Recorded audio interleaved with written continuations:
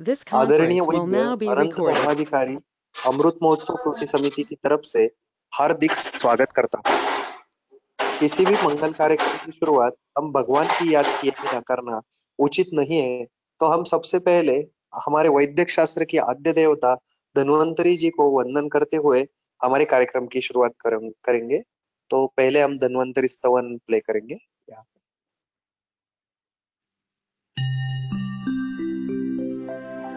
शंखं चक्रं जलौकां दधतमृतघटम् चारुदोर्भिश्चतुर्भिः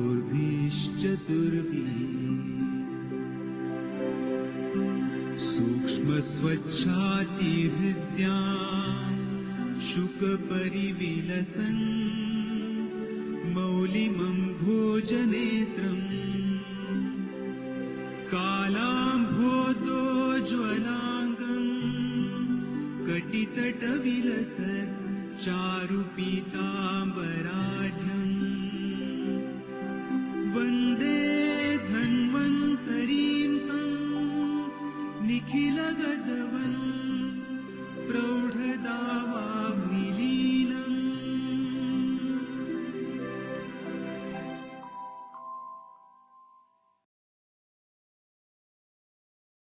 धन्वंतरी स्तवन के बाद बहुत ही प्रसन्न माहौल यहाँ पे हो गया है। धन्यवाद सर।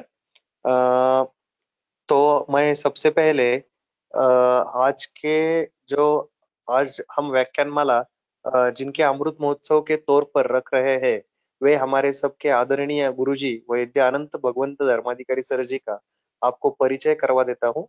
परिचय तो सबको है ही, पर जो नए हैं उनके लिए मैं दोबारा सर का परिचय करके देता हूँ। सर एमडी पीएचडी है, आयुर्वेद में हुए हैं। Ex director of Ayurveda of Maharashtra sir रह चुके हैं। सर निवृत्त प्राध्यापक तथा विभाग प्रमुख शासकीय आयुर्वेद महाविद्यालय महाराष्ट्र में रह चुके हैं।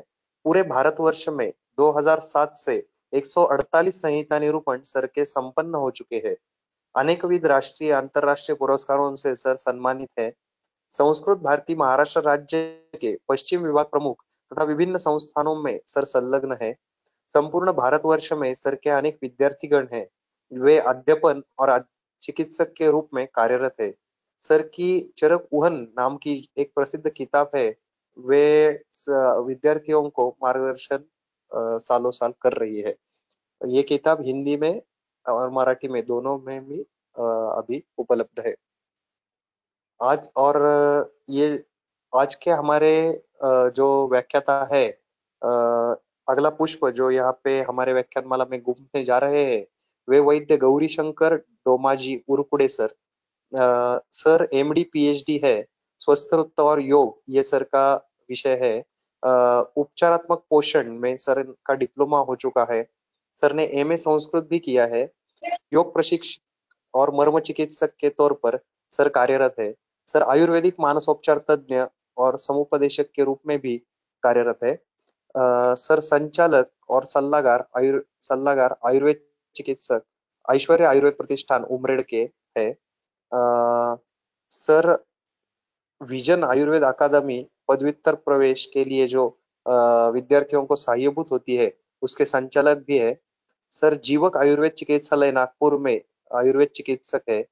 सर नागपुर के श्री के आर पांडव आयुर्वेद महाविद्यालय में सहयोगी प्राध्यापक स्वस्थ और योग विभाग में सर कार्यरत है।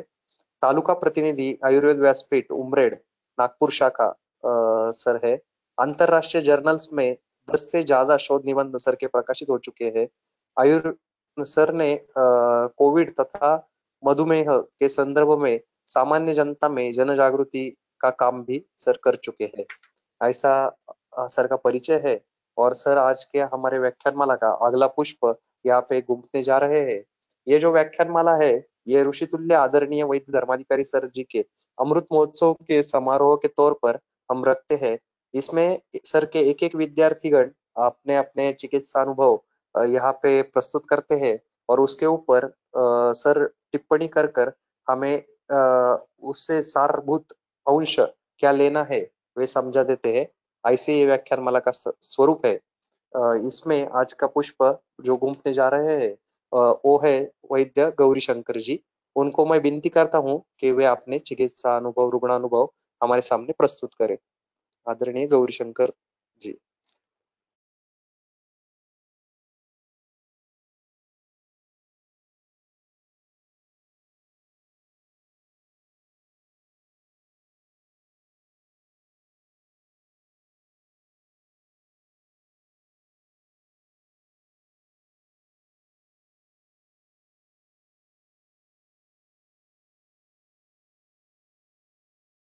नमस्कार। सर मेरी आवाज़ आ रही है? हाँ, आ रही है। लेकिन आप प्रेजेंटेशन शुरू कीजिए। जी सर।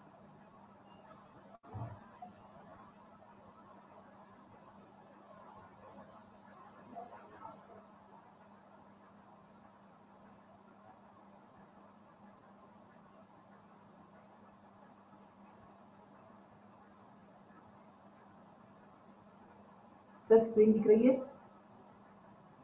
हाँ दिख रही है, सिर्फ वो हाइड पे क्लिक कर दीजिए जिससे नीचे के अक्षर बदलेंगे नहीं। हेलो।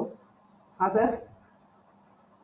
हाँ स्क्रीन दिख रही है आपकी, सिर्फ ये हाइड जो लिखा है उसके ऊपर क्लिक कीजिए जिससे वो बॉक्स हट जाएगा वहां से।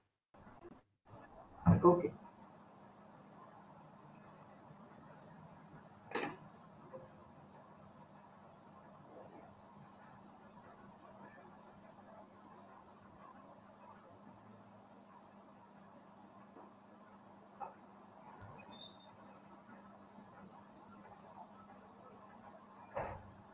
आदरणीय सर को प्रणाम। नमो धन्वंतरि। आज का जो विषय मैं आपके सामने रखने जा रहा हूँ वह है व्यावहारिक चिकित्सा सिद्धांत तथा रुग्णानुभव। आदरणीय सर के सहाय्य से तथा मार्गदर्शन में गए 7 साल में जो प्रैक्टिस में अनुभव हमने प्राप्त किए हुए हैं, उससे पहले पीजी के दौरान 3 साल और उसके बाद प्रैक्टिस के 7 साल, ये दौरान जो हमने सर के साथ रहकर, सर के कांटेक्ट में रहकर, सर के मार्गदर्शन में रहकर जो कुछ भी सीखा, आयुर्वेद के बारे में जो इन्फॉर्मेशन हमने कलेक्ट करी, उसको प्रैक्टिस में यूज करने का जो प्रयास हमने किया हुआ था, उसको आज आप सभी के समक्ष, जो सर के शिष्यगण हैं उन सभी के समक्ष रखने के लिए एक बहुत ही अच्छा अवसर मुझे प्राप्त हुआ है। यह अवसर देखते हुए मुझे सबसे पहले तो याद आ रही है आयुर्वेद अवतरण जो चरक का पहला अध्याय है, उसमें जो आयुर्वेद अवतरण में दिया हुआ है कि भरद्वाज जी इंद्र जी के पास गए, उन्होंने इंद्र जी के साथ वार्तालाप करते हुए रिटर्न वापस आए, उन्होंने आत्रेय आदि शिष्यों को दिया और उसके बाद से वो जैसे जैसे आगे उन्होंने अपने अपने शिष्यों को अलग अलग परंपराओं में उसको बांटा और उस पश्चात शास्त्र धीरे धीरे अपने अपने अनुभव के आधार पर, सिद्धांतों के आधार पर, रिसर्चेस के आधार पर अलग अलग ऋषियों ने, जो उस समय के हम जिनको हम साइंटिस्ट कह सकते हैं, जो वैद्यगण थे, उन्होंने वो कलेक्ट किया और उसको उन्हीं अपने गुरुओं के सामने वो रखा था। अब उन गुरुओं के सामने रखने के पश्चात उस पर वो गुरु अपना जो कुछ भी है उनकी वाहवाह करना, बाद में उनको मार्गदर्शन करना, ये सब किया जाता था। और गए इस अमृत महोत्सव के इससे हम जो देख रहे हैं, तो यहाँ पर जो कोई भी लेक्चर्स हो रहे हैं उसके बाद वैसे ही कई तो भी इंटरेस्टिंग ऐसी कंडीशंस यहाँ पर हमने तैयार की हुई है, उसको देखते हुए ये मुझे याद आ रहा है और उसका एक जो सहभागी हूँ वो मैं हूँ, ये मुझे एक आशीर्वचन के रूप में प्राप्त हुआ है। तो अधिक समय न करते हुए आप सब लोग जिस विषय के लिए हम सब यहाँ पर जमा हुए हैं वो मैं आपके सामने रखने की कोशिश करता हूँ। व्यावहारिक चिकित्सा सिद्धांत तथा रुग्णानुभव। वंदनीय आदरणीय गुरुवर्य वैद्य अनंत धर्माधिकारी सर को मेरा प्रणाम।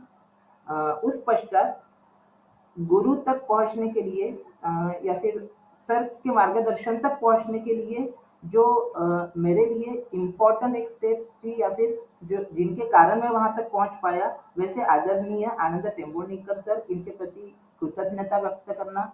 उस प्रकार आदरणीय गुरुवर्या वैद्य आनंद अमृता आनंद टेम्बुर्णिकर मैडम, इनके प्रति, तथा इन सबसे जो मैंने सीखा उसको अप्लाई करते वक्त उसमें के जो कुछ बारकावे थे उसको प्रैक्टिकली फिर से समझने के लिए और उसको अप्लाई करने के लिए जिन्होंने मुझे मदद करी, वैसे आदरणीय गुरुवर्य मनोज श्यामकर सर, जिनके अंडर में रहकर मुझे कम से कम 2.5 साल पंचकर्म सीखने को मिला था, तो उनकी भी कृतज्ञता व्यक्त करना आवश्यक है।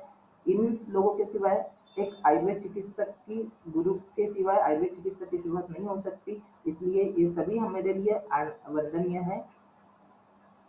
अब जो विषय है, आयुर्वेद चिकित्सीय दृष्टिकोण जब हम रखते हैं तो सबसे पहले हमें आना पड़ता है चरक मीमांसा 8वें अध्याय में, जहां पर उन्होंने 10वीं परीक्षा 10वीं अभ्यास करने के जो विषय है, जब आप चिकित्सा करने को बैठते हैं, जब चिकित्सा करने के लिए तत्पर होते हैं, तब उस पर ध्यान देना आवश्यक होता है। ये जब तक के हमारे गले में, हमारे मन में नहीं उतरेगा, तब तक के चिकित्सा करते वक्त कहाँ पर फोकस करना है ये हम नहीं समझ पाते। उसमें से सबसे पहला जो पार्ट हम यहाँ पर बात करते हैं, कार्य योनि। कार्य योनि यानी कि जब तक धातु वैषम्य हमको दिखेगा नहीं, उसको हम सर्च नहीं कर पाएंगे उस रुग्ण में, उस पेशेंट में, तब तक के हमें करना क्या है, किस तरीके से करना है, किस तरीके से हमें आगे बढ़ना है और किसके बाद हमें रुकना है, ये समझ में नहीं आएगा। इसलिए चरक मीमांसा का ये एक अत्यंत महत्वपूर्ण दृष्टिकोण हमें सबसे पहले अभ्यास है ना बहुत ही आवश्यक होता है। उसमें से कार्य योनि जो होता है, जिसको हम धातु वैषम्य कहते हैं, अब उसको देखकर ही हम तत्पर होते हैं धातु साम्य क्रिया करने में। अब उसके लिए जो प्रशमनी क्रिया है, विकार प्रशमनी जो क्रियाएं है, उसका वर्णन हमें शास्त्र में बहुत ही डिटेल में मिलता है। उस पश्चात ये होने के बाद जो आरोग्य प्राप्ति होती है, उसको मेंटेन करना भी वैद्य का एक अत्यंत महत्वपूर्ण कर्तव्य होता है। मोस्ट ऑफ द टाइम ये हो जाता है कि रुग्ण तो ठीक हो जाता है, उसके बाद रुग्ण हमारे पास आना भी बंद हो जाता है, लेकिन उसका फॉलो हम नहीं ले पाते। और हमारे ये जो अभी परंपरा शुरू है, इसमें जो हम बात कर रहे हैं, आदरणीय सर ने हमें ये एक चीज सिखाई हुई है कि रुग्ण को फॉलो करना ये एक चिकित्सक की जवाबदारी होती है, और जब तक के इस जवाबदारी को वो पूरा नहीं करेगा, तब तक के हमने की हुई चिकित्सा फलदायी हुई थी कि हम समझ नहीं सकते। अदरवाइज कुछ समय के बाद क्या होता है कि वो रुग्ण जो है वो चिकित्सक के दृष्टि से उसके हाथ से निकल गया कि उसके बाद वो अपने फिर से जो गलतियां है वो करना शुरू कर देता है, और उसके कारण उसका आरोग्य रक्षण नहीं हो पाता है। और अगर ऐसा हो रहा है तो हम कहीं तो भी हमारी चिकित्सा पद्धति को लागू करने में हमारे लिए अड़चन हो रही है, ऐसा समझने में आ सकता है। अब उस पश्चात जब आरोग्य प्राप्ति होती है, उस पश्चात अनुबंध, मतलब कितने देर तक ये शुभ या फिर अशुभ हो सकता है। चिकित्सा में हमें कभी कभी अपयश आ जाए, उसके कारण कुछ अशुभ ऐसे लक्षण उसमें निर्माण हो जाए, ये सभी अनुभव हर एक चिकित्सक कहीं ना कहीं ऑब्जर्व करता है। लेकिन उस वैद्य का ये भी एक कर्तव्य है कि उसको ऑब्जर्व करना, उससे पढ़ना, न कि केवल शुभ चीजों का ही विचार करना, क्योंकि वो अशुभ चीजें जो हमें देखने को मिलती है उस रुग्ण में, वो हमको आगे प्रैक्टिस करने के लिए और मदद करती है। इसलिए आरोग्य रक्षण, यह आरोग्य प्राप्ति तथा अनुबंध, ओके। इसलिए अब इन सब में जो चतुष्पाद हम पढ़ते हैं, उनमें से सबसे प्रधान माना गया है भिषक को। भिषक अगर इस सभी के बारे में तत्पर नहीं होगा, धातु वैषम्य कारक घटकों का विचार नहीं करेगा, उसका अभ्यास विचार प्रशमनी जो विकार प्रशमनी जो क्रियाएं होती है उसके संदर्भ में नहीं रहेगी, तो ऑब्वियसली हमें चिकित्सा में अपयश आएगा। तो इसलिए ये जो स्लाइड है ये मुझे दिखाना आवश्यक लगा, चरक मीमांसा 8वें अध्याय से रिलेटेड। अब सैद्धांतिक निदान चिकित्सा और अध्ययन की आवश्यकता क्या है, क्योंकि अभी के दिनों में हम देख रहे हैं कम्युनिकेबल नॉन कम्युनिकेबल डिसीज पर तो हम काम कर ही रहे हैं। अब इसके साथ साथ कम्युनिकेबल डिसीज भी अभी हम जैसे कि कोविड जैसी सिचुएशन हम देख रहे हैं, केवल उतना ही नहीं है। तो अगर हम जैसे कि यहाँ पर आएंगे ग्राउंड लेवल पर काम करना शुरू करते तो हमको कम्युनिकेबल डिसीजेस भी बहुत मिलते हैं। अब जैसा जैसा आगे बढ़े, आधुनिकता आती गई, आधुनिकता आने के बाद हमारा आयुष्य भी सुकर हो गया, फिर भी डिसीजेस कम होने का नाम नहीं हो रहे, और वो डिसीज के कारण हमारे आयुष्य की जो क्वालिटी है वो कहीं तो भी कम होते हुए ध्यान में आ रही है। अब सैद्धांतिक निदान चिकित्सा यदि हम करते हैं तो जो चिकित्सा का खर्च है वो कम होना शुरू हो जाता है। और मोस्टली अभी क्या हो रहा है, रुग्ण के साथ डॉक्टर्स बोल नहीं रहे हैं, कहते हैं ना कि पहले फैमिली फिजिशियन होता था, अभी फैमिली फिजिशियंस की संख्या कम होती जा रही है। आयुर्वेद में हमारे पास ये बहुत ही अच्छा चांस है बहुत ही अच्छा समय है जहां पर हम अभी री एंटर कर सकते हैं। इसलिए क्योंकि इस तौर पर जब हम बात करते हैं रुग्ण के साथ बात करने के लिए और चिकित्सा के डॉक्टर के पास समय नहीं है और चिकित्सा के ऊपर का खर्च बढ़ रहा है, तो यहाँ पर हम बहुत अच्छा कर सकते हैं, जिसके कारण हम फिर से हमारी जो आज की स्टेज है उसको और अच्छा इम्प्रूव कर सकते हैं। ऑब्वियसली आज के स्टेज में हम बहुत अच्छी कंडीशन में है। जब हमने प्रैक्टिस करी थी, शुरू करी थी, तो उस वक्त हमें ये नहीं बोला गया कि आप अगर ग्रामीण क्षेत्र में जाकर कार्य कर रहे हो, मैं मेरी प्रैक्टिस तालुका लेवल पर की है, कुछ चंद लोगों ने अगर छोड़ा तो बाकी सभी ने तालुका लेवल पर जाकर ग्रामीण भाग में जाकर प्रैक्टिस करने के लिए उद्युक्त किया। और यही कंडीशन 10 या 15 साल पहले की जब होती थी, तो मेरे ख्याल से लोग घबराते थे तालुका लेवल पर आकर प्रैक्टिस करने के लिए, और काफी वैद्य अभी ये करना शुरू कर रहे हैं, जिसके कारण हम ग्रामीण लेवल पर भी एक जो निम्न स्तर के रुग्ण है उन तक पहुंच पा रहे हैं।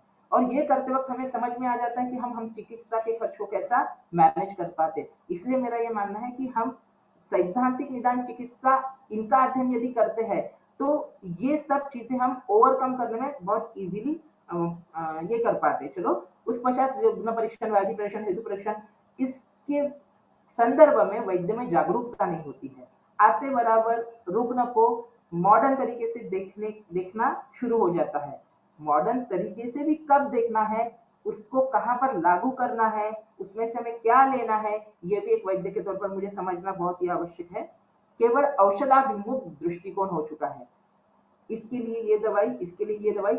अभी देखा तो ये जाता है कि जो हमारे स्टूडेंट भी जब हमको क्वेश्चन पूछते हैं, सर हाइपोथायरॉयडिज्म में आयुर्वेद में की क्या दवाई देनी चाहिए, और ये जो है ये अभी शुरू हो रहा है। अगर ये ऐसा है तो ये हमारे लिए आगे बहुत प्रॉब्लमेटिक हो सकता है, और इसीलिए हमें सैद्धांतिक निदान चिकित्सा उस हर स्तर के विद्यार्थी तक पहुंचाना आवश्यक है, जिसमें हमारा रोल बहुत बड़ा होने वाला है। आदरणीय सर यह बहुत ही इंटरेस्ट के साथ और उनकी यथाशक्ति यह प्रयत्न कर रहे हैं, लेकिन कई तो भी हम भी कम पड़ते हैं, हम लोगों तक ये पहुंचा नहीं पाते हैं, और ये हमारे वैद्यों तक पहुंचाना, विद्यार्थियों तक पहुंचाना, ये हमारी एक जवाबदारी है। इसलिए हमें खुद को भी सैद्धांतिक निदान चिकित्सा का अध्ययन करना आवश्यक है और वह विद्यार्थियों तक भी पहुंचाना आवश्यक है। उस पश्चात महत्वपूर्ण सिद्धांतों का सटीक अध्ययन आवश्यक है।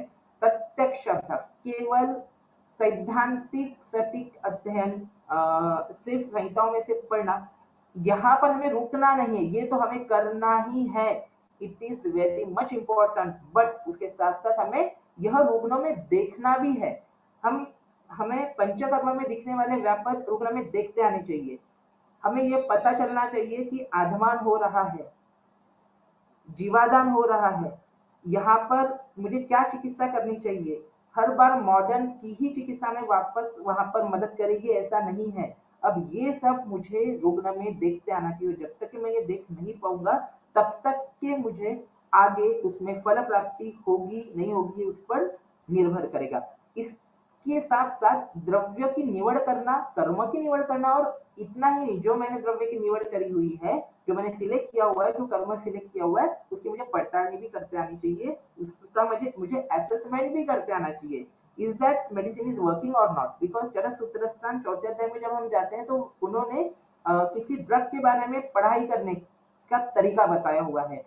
ऐसा हो सकता है कुछ नई नई चीजें भी हम उसमें इन्वेंट कर सकते हैं।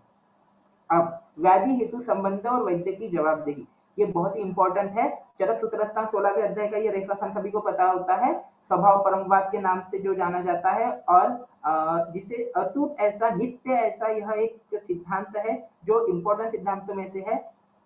यहाँ पर क्लियर कट बताया हुआ है कि हेतु वैषम्य को पहचानना और उस अनुसार हेतु साम्य करने के लिए वैद्य ने खुद तत्पर होना और रुग्ण को कराना, यह आवश्यक होता है। किस लिए? ताकि व्याधि जो है अपने आप कम हो जाए। एक बार सर का मुझे लगता है निरूपण चालू था, उस दौरान एक टॉपिक चालू था 9वें अध्याय का सूत्रस्थान का, तब ये विषय निकला था कि वहां पर शिष्य ने पूछा है गुरु से कि ये चतुष्पाद भी है, सब कुछ हमारे पास अवेलेबल है, फिर भी अगर व्याधि अपने आप ही ठीक होता है तो वैद्य का रोल ही क्या है। ये 16वीं अध्याय का ये एक्चुअल रेफरेंस है। चांगला आहे ना।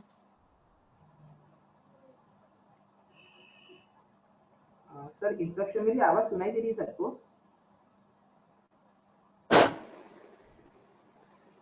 Hello please continue.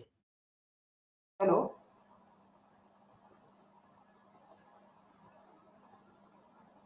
सर, मेरी हाँ आवाज गौरी सुनाई शंकर, दे रही है? हाँ सर।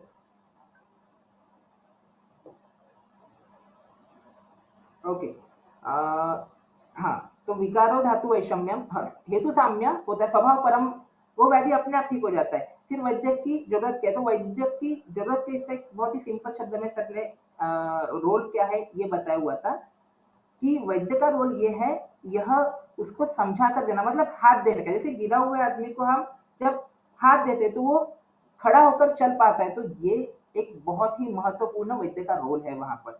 अदरवाइज व्याधि खुद ही ठीक होने की क्षमता रखता है। तो ये एक विषय है सर, बहुत अच्छे तरीके से इसको रखते हैं।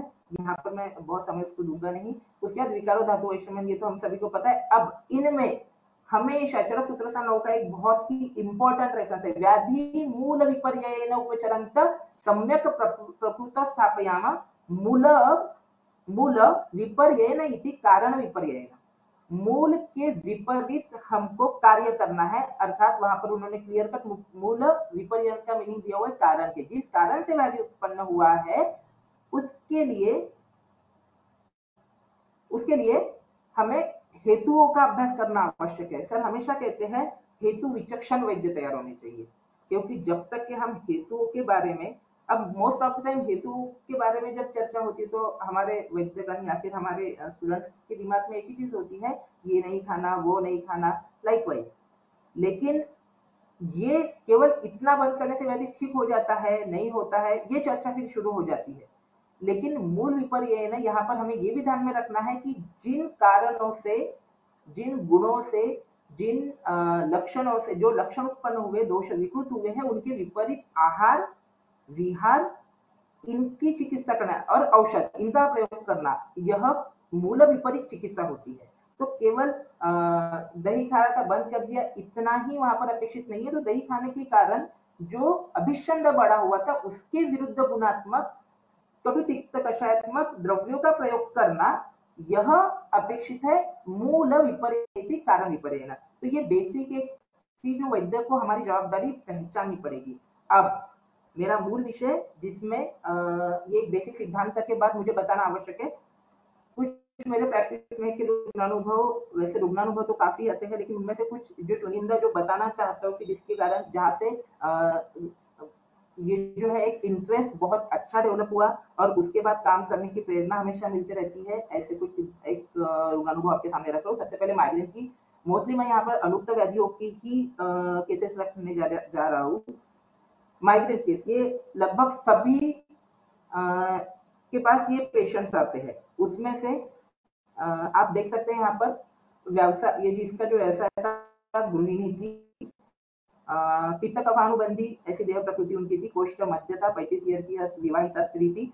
व्याधि भेद की बात करें, संतर्पजन्य परतंत्र वहां पर थी, अग्नि विषमाग्नि थी, अवस्था सामावस्था थी, और उसके बाद माइग्रेन जो था वो डायग्नोस था न्यूरोलॉजिस्ट की तरफ से, इसलिए उसके डायग्नोसिस में हमने ज्यादा कुछ दिमाग लगाया नहीं है। यहाँ पर क्लियर कट जैसा न्यूरोलॉजिस्ट ने बताया उनके इस पर माइग्रेन उन्होंने क्लियर कट उसे डायग्नोस किया हुआ था।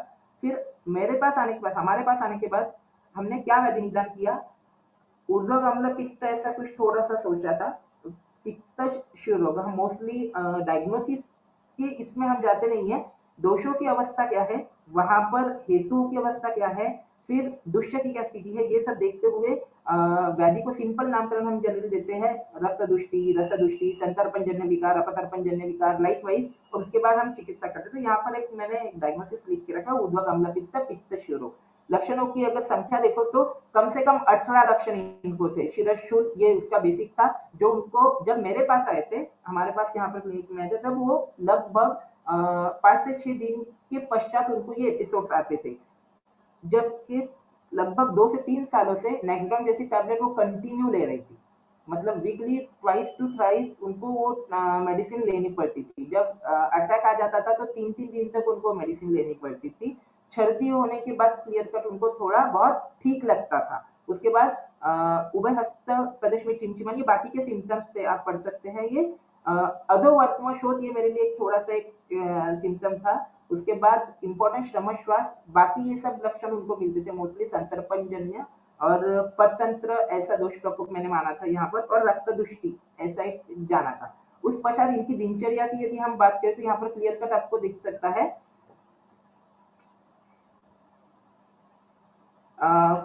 सुबह 7 बजे तक की 6:30 से 7 बजे तक जागते थे वो। भोजन का समय अनियमित था, 11 से 2 के दरमियान कभी भी, मतलब आप समझ सकते हो, कभी 10 बजे खा लिया, कभी 11 बजे खा लिया, कभी 2 बजे खा लिया। उस वजह से बॉडी भी खुद डिस्टर्ब हो जाती है, उसको भी डिसीजन लेना कठिन हो जाता है कि मुझे अभी करना क्या है। ठीक है, अब उत्तरपान की बात करेंगे। यहाँ पर सहपान नहीं लेती थी, उत्तरपान यह हेतु उनमें ज्यादा था, 3 ग्लास लिया करती थी। उषपान में 1 ग्लास मिलता था। 7:30 बजे चाय बिस्किट थोड़ा सा ले लिया। उसके बाद नेक्स्ट खाने का जो नियम था वो फिक्स नहीं था। उत्तरपान में 3 ग्लास पानी, लगभग 600 तो 700 ml पानी लेते थे। दिवा स्वाप 1.5 घंटे का फिक्स था, और ये भी अगर 2 बजे खाना खा के हुआ तो 1.5 घंटे सोना। तत्काल भुक्त्वाम च सप्ताह या फिर भुक्त्वाम च प्रसप्ताह, ये दोनों लक्षण उनमें मिलते थे। उस पश्चात आगे शाम का अगर देखोगे तो ये चाय और बिस्किट, मैं सिर्फ इसी केस की दिनचर्या आपको पढ़ के बताऊंगा, बाकी वहां पर मैं डायरेक्टली हेतु पढ़ते जाऊंगा। तो ये इन जनरल में थी। अब मेरे लिए इंपॉर्टेंट यहाँ पर बताना आवश्यक ये है कि मैंने ये हेतुओं का सिलेक्शन कैसे किया, कि मैंने कैसे माना कि ये अजीर्णाशन है। अब अजीर्णाशन अगर हम देखेंगे तो आप देखिए उषपान 1 ग्लास है ना, मतलब लगभग 200 ml ये पानी, और ये पानी जो था विधि के साथ लिया हुआ नहीं था। 7:30, यह अगर 7 बजे जागने का समय है तो ये विधि के साथ लिया हुआ जलपान नहीं हो सकता। कफ का काल है, और कफ के काल में 1 ग्लास जल, मतलब द्रव बढ़ाने वाली चीज यहाँ पर हो रही थी। उसके बाद भोजन के बाद यदि हम देखते हैं तो वहां पर भी जब हम बात करते हैं तो 3 ग्लास जल, ये भी द्रव बढ़ाने वाला एक हेतु मेरे लिए इंपॉर्टेंट था, जो मुझे चिकित्सा करने में मददगार साबित हुआ था। उस पश्चात रात का भी उत्तरपान जो था 3 ग्लास था, मतलब भोजन करने के बाद वाला, पचन के काल में लिया गया पानी। ओके, अब दूसरी चीज यदि हम देखें उषपान, सुबह का 1 ग्लास पानी पचने का है तो वहां पर भोजन पचने का है तो उसके बाद फिर से पानी। उसके बाद दिवा स्वाप जो फिर से वहां पर अर्चन करने वाला होने वाला है। उस पश्चात सुबह का 2 या 3 बजे खाया हुआ पचता नहीं है, उसके पचने से पहले ही चाय बिस्किट ले लिया 4 बजे, फिर वह भी डाइजेस्ट होने के पहले रात का भोजन ले लिया। यदि हम ये सिनारियो देखते जाए रुग्ण में तो हमको पता चलता है कि अजीर्णाशन कैसे होता है। अभी तो ये बहुत क्लियर कट चालू है, सुबह 8 बजे उठो, 4 बजे उठो, 7 बजे उठो, लोग 6 बजे उठो, क्या करते हैं, जलपान शुरू कर दिया, जलपान ले लिया, चाय ले लिया। अरे भाव प्रकाश में क्लियर कट रेफरेंस मिलता है, विधि विरहित यदि जलपान किया जाता है तो लिया हुआ केवल एक अंजलि जल, वह भी सर्वसाधारण, जिसको आपने उबाल कर नहीं लिया हुआ है या फिर 1/4 शेष करके नहीं लिया हुआ है, पूरा नॉर्मल जल लिया हुआ है मटके में का, इसमें का, तो वो पचने के लिए कम से कम बात करें तो 6 घंटे लगते हैं, यानी कि 2 याम लगते हैं, ऐसा एक रेफरेंस भाव प्रकाश में। तो आप इसको हम ये कह सकते हैं कि वो जल पचने के लिए समय लग रहा है। अगर वो जल पचने के पहले हम दूसरी चीज खा रहे हैं, इसको मैं मेरे समझ के हिसाब से मैंने अजीर्णाशन में लेना शुरू किया। जब ये पता चलने लगा कि ये अजीर्णाशन के समान कार्य करता है, तो उस पश्चात जब ये चीजें मैंने दूर करनी शुरू करी तो रुग्ण के जो लक्षण है वो कम होना शुरू हो गया। तो अजीर्णाशन, अकाल भोजन तो मिल ही रहा है, दिवास्वप मिल रहा है, मांसाहार जो था वो ट्वाइस वीक था, और शीतोष्ण क्रम। अब और एक चीज मैं यहाँ पर थोड़ा सा ये करना चाहूंगा, सुबह का 1 गिलास पानी, उसके बाद तत्काल चाय, इससे मैं मेरी प्रैक्टिस में एक शीतोष्ण क्रम मानता हूँ, जो आपके लिए रक्त दुष्टिकरण कार्यरत होता है, मतलब वह स्किन डिसीज भी कर सकता है, वो रक्त अन्य विनोब आवाज नीट येत नाही आहे, हेलो, आवाज स्वच्छ येत नाही आहे, आवाज स्पष्ट हेलो, येत नाही आहे, माईक थोडा ला, ओके सर, आवाज स्पष्ट होत नाही, ओके, माईक थोडा ऍडजस्ट कर. ओके सर, आता येतोय का, हेलो, येतोय, आम्हाला येतोय व्यवस्थित आवाज सर, इकडे आवाज येतोय हो व्यवस्थित. हो हो हो हो, चला चालू द्या. ओके सर, चालेल, चालेल, चालेल, चालेल, चालेल. तर तो ये शीतोष्ण क्रम जो है, जिसे मैं मानता हूँ कि 1 ग्लास जल लिया, जो नॉर्मल था. आप एक अष्टांग संग्रह का एक रेफरेंस है, मैं आगे दिखाने वाला हूँ जल के संदर्भ में, कि उसको गर्म करने के बाद भी वह जल जो रहता है, वो उसका नॉर्मल जो गुण है, शीतल, वही उसका गुण रहता है. ओके. और चाय चाय को हम मोस्टली वही करते हैं, स्टिमुलेंट करके यूज करते हैं, तो उष्ण रहता है ऐसा हम सोचकर जनरली चलते हैं. तो इसको मैं शीतोष्ण क्रम मानता हूँ कि नॉर्मल जल लेकर उसके बाद गरम गरम चाय पीना. फिर पहले चाय लो, बाद में गिलास भर पानी पियो, पहले गिलास भर पानी पियो, उसके बाद चाय पियो. इसको रक्त दृष्टि करके जब से मानना शुरू किया, तब से हमें वो एक हेतु के तौर पर दिखना शुरू हुआ. ये ये रूप में हुआ था. अब इसके बाद इसकी अगर जीवन शैली, अब चिकित्सा सिद्धांत की बात करें तो निदान पर किया, पाचन, उल्लेखन, मृदु विरेचन, ऐसा सिंपल ये सिलेक्ट किया. हालांकि बहुदोषावस्था थी, लेकिन फिर भी कुछ परिस्थिति के कारण या फिर रोगना की तैयारी न होने के कारण मुझे एक सद्यो सिंपल कुछ चीजें, जैसे कि सद्यो वमन जैसी कंडीशन भी, सद्यो वमन भी करना वहां पर पॉसिबल नहीं हुआ था. इसलिए पाचन, उल्लेखन उल्लेखन करने के बाद एक मृदु विरेचन, जब शुरुआत में पेन लेकर आई थी, तो साधा 1 ग्लास जल पिलाकर एक उल्टी करवा ली थी. उसके बाद उसका वेग जो था वो कम हो गया था, सिर दर्द होना कम. ये आपको इजीली मिलेगा प्रैक्टिस में जब हम देखेंगे. लेकिन हमको ये समझ में आना चाहिए कि ये जो रुग्ण मेरे पास आता है, वह सही में संतर्पण जन्य हेतुओं के साथ है क्या, दोषों को उत्क्लेशावस्था है क्या. अगर वो नहीं है और उस वक्त आप अचानक से उसका वमन आदि कर लेते हो या फिर उल्लेखन आदि कर लेते हो, तो शिरशुल बढ़ सकता है. तो हमको सोचना पड़ेगा कि अवस्था क्या है. तो उस हिसाब से उल्लेखन इन सिंपल किया हुआ था, बहुत बड़ा ऐसा सद्य वमन टोटल किया हुआ नहीं था, ग्लास भर पानी दे दिया और उल्टी करा ली. वेग शमन हो गया, मृदु विरेचन बाद में लिया, और उसके बाद बाकी की चिकित्सा जो थी वो शुरू करी थी. सिंपल चिकित्सा का लगभग 2 महीने था. अब पुनर्भव होने के लिए जीवन शैली जो बदल थे वो जैसे लिखे हुए यहाँ पर वो बताए हुए थे. अवस्था उपमर्व चिकित्सा विद्या चिकित्सा का प्रयोग किया था. अब उषपान बंद कर दिया था, चाय बंद कर दिया था टोटली, भोजन समय थोड़ा सा रिस्ट्रिक्ट कर दिया था उसको, 9:30 से लेकर 10:30. अब ये करने से पहले भी एक हम प्रैक्टिस में जनरली क्या करते हैं, जब हमको दिखता है कि अग्निमांद मिल रहा है, तो ऐसे वक्त में सबसे पहले संसर्जन क्रम हम मोस्टली कर लेते हैं. संसर्जन क्रम जैसे कि 2 अन्नकाल का, 3 अन्नकाल का, 4 अन्नकाल का. उस पश्चात ही आगे भोजन समय निश्चित करना ये फिक्स किया जाता है. तो उस प्रकार से भोजन समय निश्चित किया हुआ था. बाद में दोपहर में यदि भूख लगती तो आप कुछ खा सकते हो, ऐसा क्लियर कट बता दिया था. और सायंकाल का भोजन समय 7:30 से 8 कर दिया था. मतलब वो भी सुबह से की तुलना में शाम में कम. अब रुग्ण को तकलीफ ही इतनी थी कि उसको फॉलो करना ये इसके सिवाय पर्याय नहीं था, क्योंकि बाकी शोधन आदि चिकित्सा के लिए भी वो तैयार नहीं थी.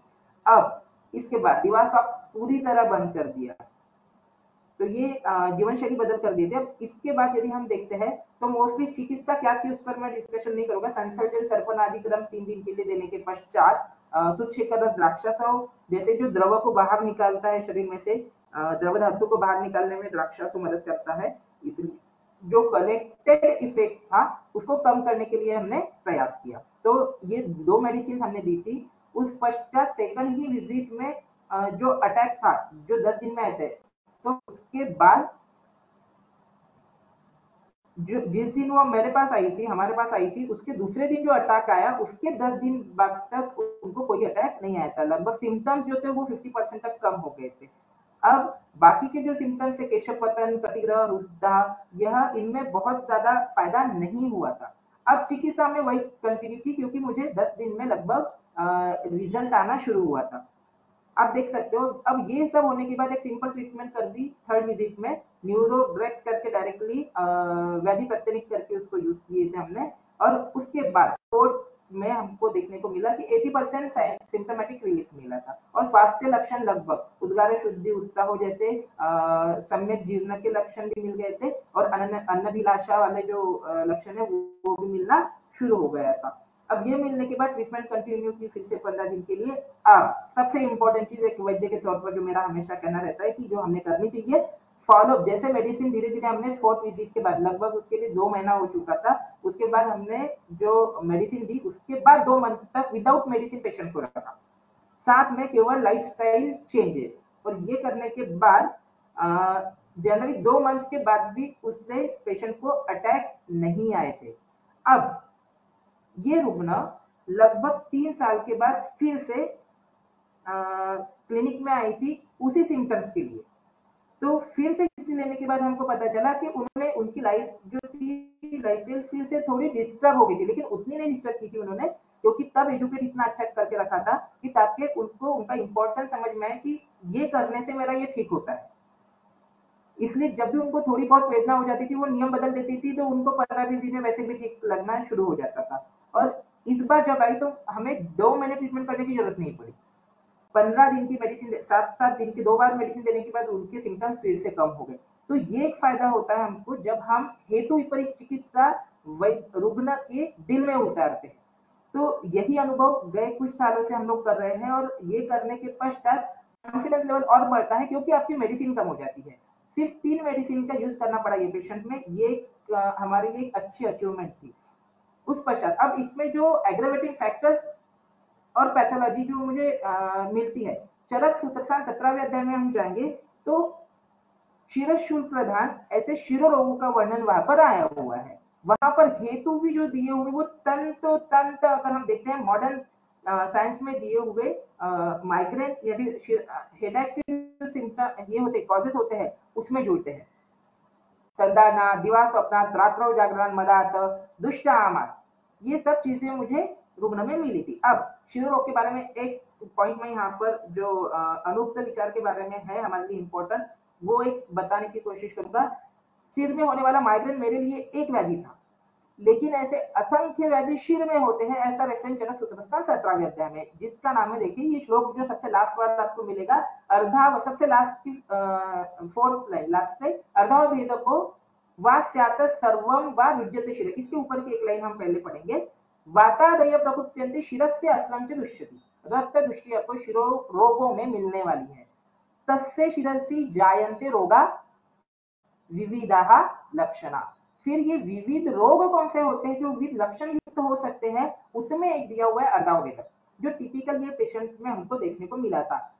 उस पश्चात आगे देखेंगे प्रतिशाय को भी शिरोरोग बोला हुआ है, मुख नासा अक्षी कर्ण रोग और शिरोभ्रम, इन सभी को क्या बोला हुआ है, शिरोरोग बोला है। और यह कंसेप्ट हमें समझना आवश्यक है, क्योंकि ये जब हमें समझता है तब हम डिसाइड कर पाते हैं कि हम ब्रेन में हुई यानी कि शिरक भाग में हुई कृमि की चिकित्सा कर सकते हैं, वहां पर उत्पन्न हुई ग्रंथि की चिकित्सा हम कर सकते हैं, वहां पर उत्पन्न हुए कोएगुलेटिंग अगर कुछ ये है वहां पर अगर हिमेटोमा है उसकी भी चिकित्सा कर सकते हैं। और वो सब देखने से पहले हमें aggravating factors given in the Charak Sutrasthana 17 हम अगर देखेंगे तो सूत्रस्थान शुरू है, लेकिन बेसिक कंसेप्ट जो बताया हुआ है चिकित्सा का बता कर रखा हुआ है, हम इसको बाईपास करके आगे चले जाते हैं, चिकित्सा स्थान पढ़ते हैं और बेसिक चीज को छोड़ देते हैं। और ये इंपॉर्टेंस है, इसीलिए श्लोक स्थान, शिरस्थान, मूर्धन्य स्थान कहा गया है सूत्र स्थान को, और ये बेसिक यहाँ पर बताया हुआ है। और शिरा यह बेसिक एक सबसे इंपॉर्टेंट मर्मत्रय में का मर्म है, इसलिए इसको समझना और उस पद्धति से उसका रक्षण करना हमारा वैद्य का आद्य कर्तव्य है, जो यहाँ पर ये चिकित्सा में करने का प्रयास हमने किया था। उस पश्चात second case DM type 2 clear cut diagnosis था। यहाँ पर अगर आप देखोगे तो व्याधि निदान देखिए, 55 वर्ष की स्त्री थी, विवाहित स्त्री थी, कफ पित्तानुबंधी प्रकृति थी, non case of diabetes mellitus 2 थी, टाइप 2 थी, हाइपरटेंशन 3 से 4 साल से था, और डीएम भी था वो लगभग 3 से 4 साल से था। अब हमने जो डायग्नोस किया, क्या डायग्नोस किया हमने, तो संतर्पण विकार, प्रमेह पिलका कोटगंडु पांडवामय ज्वराहा, सिंपल। और संतर्पण विकार डिसाइड करने से पहले जो हेतु थे उसका अभ्यास करने के बाद पता चला कि मैं इसे संतर्पण की कैटेगरी में डाल सकता हूँ। और ये करते वक्त सबसे पहले रुग्ण एक आयुर्वेद वैद्य के पास किस लिए आई, मेरी डायबिटीज की मेडिसिन शुरू है, हाइपरटेंशन की मेडिसिन चालू है, doctor this someone from Nagpur, और मैं मेडिसिन बहुत ही अच्छी तरीके से लेती हूँ, शुगर कम बहुत रहती है, पेशेंट का कहना मीन्स एटीट्यूड जस्ट सी, लेकिन मैं आपके पास केवल वो जो वहां पर जो इचिंग है उसके लिए आई हूँ। और जो घुटनों में दर्द है आप केवल उसकी चिकित्सा करें। रुग्ण ने डिसाइड करके बता दिया कि तुमको सिर्फ इसी कार्य क्षेत्र पर कार्य करना है कि कंडू और उसके बाद संधिगत वार। Okay, patient was taking levocetirizine daily at night. ये लगभग कम से कम अगर बात करें तो 20 से 25 दिन से कंटिन्यू लेती थी। अब उसके कुछ चेंजेस भी उनमें देखने को हमको मिले थे। अब पेशेंट भले ही कंडू के लिए आया हो, लेकिन आयुर्वेद वैद्य के तौर पर मेरे लिए वो ज्यादा इंपॉर्टेंट नहीं था। मेरे लिए ये इंपॉर्टेंट था कि कंडू ये उपद्रव है या यह सिंपल लक्षण है या फिर यह पूर्व रूप है या फिर रूप है। तो सिम्टम्स की अगर लिस्ट निकालेंगे हम तो कम से कम 15 सिम्टम्स इस रुग्ण में थे। फिर से बहुदोषावस्था, शोधनीय अवस्था कर सकते हैं। ओके, अब भार अगर देखेंगे तो 76 केजी था, रैंडम 280 मेरे पास निकली हुई थी। उस पश्चात HbA1c कराया तो 11.7 था, KFT नॉर्मल था, HB 9 ग्राम था और MCV 112, मतलब clear cut vitamin B12 deficiency. अब उस पश्चात दिनचर्या का अगर रूप देखें तो यह रुकना 4 ग्लास पानी सुबह 7:30 से 8 बजे लेती थी। अब बहुमूत्रता और 1 लीटर पानी आप सीधा सीधा जोड़ सकते हो। अब इसका बेसिक मॉडर्न पैथोलॉजी क्या होती है, फिजियोलॉजी क्या होती है, वो मैं अभी यहाँ पर नहीं बताऊंगा बिकॉज मुझे बाकी केसेस डिस्कस करनी है। ओके, भोजन समय देखेंगे 12 साढ़े 12 नियमित था, लेकिन 12 साढ़े 12 बजे लेती थी। लेकिन अब ये भी हमें सोचना पड़ेगा कि 1 लीटर ये जो पानी लेती थी ये सही में उतने देर में पचता था क्या। अगर नहीं पचता था तो मुझे सोचना पड़ेगा, अगर नहीं पच रहा है तो मुझे उसके बारे में विचार करना पड़ेगा। सहपान 2 ग्लास, उत्तरपान मतलब मैं भरपूर पानी पीते, ऐसा वह रुग्ण बताते। और ये लगभग ऐसे पेशेंट हम सभी के पास आते हैं, सिर्फ हमें देखना पड़ता है कि वह किस तरीके से जा रहा है। दिवा स्वाब 2 घंटे का होता था, क्योंकि क्या है तकलीफ है इसलिए खेत पर जाना बंद कर दिया। अब ग्रामीण भाग में रहते मोस्टली खेत में काम करने वाले लोग जनरली आते हैं, लेकिन चलना नहीं हो रहा है, वेट बढ़ गया है, इस कारण से गए 1 से 1.5 साल में खेत में जाना भी बंद हो गया था। उस पश्चात दिवा स्वाप रात्रि का भोजन का समय देख सकते हैं हम लगभग 9:30 और मतलब पहला प्रहर हो जाने के बाद ही, ठीक है, दूसरे प्रहर में उत्तरपान फिर से 3 ग्लास, निद्रा समय ये सब मिला। अब यहाँ पर अतीत काल भोजन मेरे ख्याल से, क्योंकि 10 साढ़े 10 बजे तक की जनरली भूख लग सकती है अगर उन्होंने पानी नहीं पिया, ये सोचकर उसको अतीत काल भोजन कर दिया। उस पश्चात दिवा स्वाप अत्यंत 3 से 4 लीटर, जो मेरे ख्याल से उस वक्त में उस पेशेंट के लिए जो अव्यायामात थी उसके लिए कम से कम 1 से 1.5 लीटर में भी सफिशिएंट हो सकता था। वो मैं नहीं डिसाइड कर सकता, तृष्णा के हिसाब से वह डिसाइड कर सकती थी। स्निग्ध भोजन कफ काल में, उस पश्चात अव्यायाम सबसे इंपॉर्टेंट हेतु और भोजनोत्तर पूर्व तथा पश्चात जलपान, अंते करोति स्थूलम और पूर्वम करोति आमाशयत क्लेद तथा कफम। ओके, अब यहाँ पर देखेंगे निदान चिकित्सा क्या करी, सिद्धांत पाचन, पिपासा, लंघन, इसका बेसिक कंसेप्ट आगे आने वाला है, मैं आपको दिखाऊंगा। उस पश्चात वृक्ष विदेशन द्वारा अवतरण चिकित्सा, चिकित्सा का लगभग 1 से 1.5 साल चली, काफी देर तक चिकित्सा करनी पड़ी। अब पुनर्भवता जीवन शैली कंटिन्यू फॉलो करना, शोधन नहीं दिया क्योंकि विरूप रुग्ण थी। जीवन शैली का बदल जैसे पहले बताया था उसी तरीके से किया था, बस आहार में कुछ चीजें कटु और तिक्त रसात्मक द्रव्यों का प्रयोग बढ़ा दिया था, बाकी रूटीन सिंपल था, वो चेंज करके दे दिया, ये हम सभी को पता है, इसलिए वहां पर मैंने। और मेडिसिन देखेंगे तो बहुत ही कम। अब सबसे इंपॉर्टेंट, जब रुग्ण मेरे पास आई थी, बहुमूत्रता और तृष्णा ये बेसिक लक्षण पर मेरा ज्यादा ध्यान केंद्रित था कि रुग्ण को प्यास लग रही है या आदत लगाई है। तो ऐसा ध्यान में आया कि उससे पहले प्यास लगती थी, उसके बाद वो आदत हो गई, इसलिए सबसे पहले तृष्णा पर कार्य करना मुझे इंपॉर्टेंट लगा। और तृष्णा पर कार्य करने वाले ऐसे द्रव्य की जो पाचन भी करेंगे, रोकक्षण भी करेंगे, और वो करने के बाद मुझे आगे की स्टेप लेते आएगी। तो ऐसे द्रव्यों का सिलेक्शन किया हुआ था, बहुत ही सिंपल, बहुत ज्यादा मेडिसिन हम यूज नहीं करते। देवदारीवादी कषाय 4-5 कंटेंट है, 8 कंटेंट है इसमें, वो यूज किया हुआ था। तृष्णा कषाय, ये एक साथ में 2 से या 3 से ज्यादा मेडिसिन मतलब मेरे प्रैक्टिस में तो भी हम लोग नहीं देते, ठीक है। गोक्षुरादि गुग्गुल और कैशोर गुग्गुल लाक्षणिक जब जब आवश्यक लगता था वहां पर दिया हुआ है। और BGR 3-4 करके एक व्याधि प्रत्यनिक औषधि जब पाचन आदि हो गया उसके बाद शुरू किया था।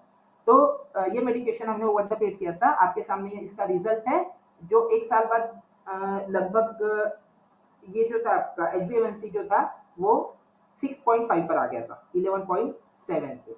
तो ये एक अचीवमेंट थी उस वक्त प्रैक्टिस में की। उस पश्चात प्रयुक्त सूत्र काफी है। इसमें से सबसे पहला सूत्र आप देख सकते हो, पिबेत अल्पम जलम किसको बोला हुआ है, या फिर ना पिए, एक तो पीना ही नहीं या फिर कम पीना, ये क्लियर कट दिया हुआ है। पांडु उदर पिन समेह गुलमा मंदा नलति सारेषु प्लीहम प्लीहि च तोयम नहितम कामम असह्य पिबेत अल्पम जलम।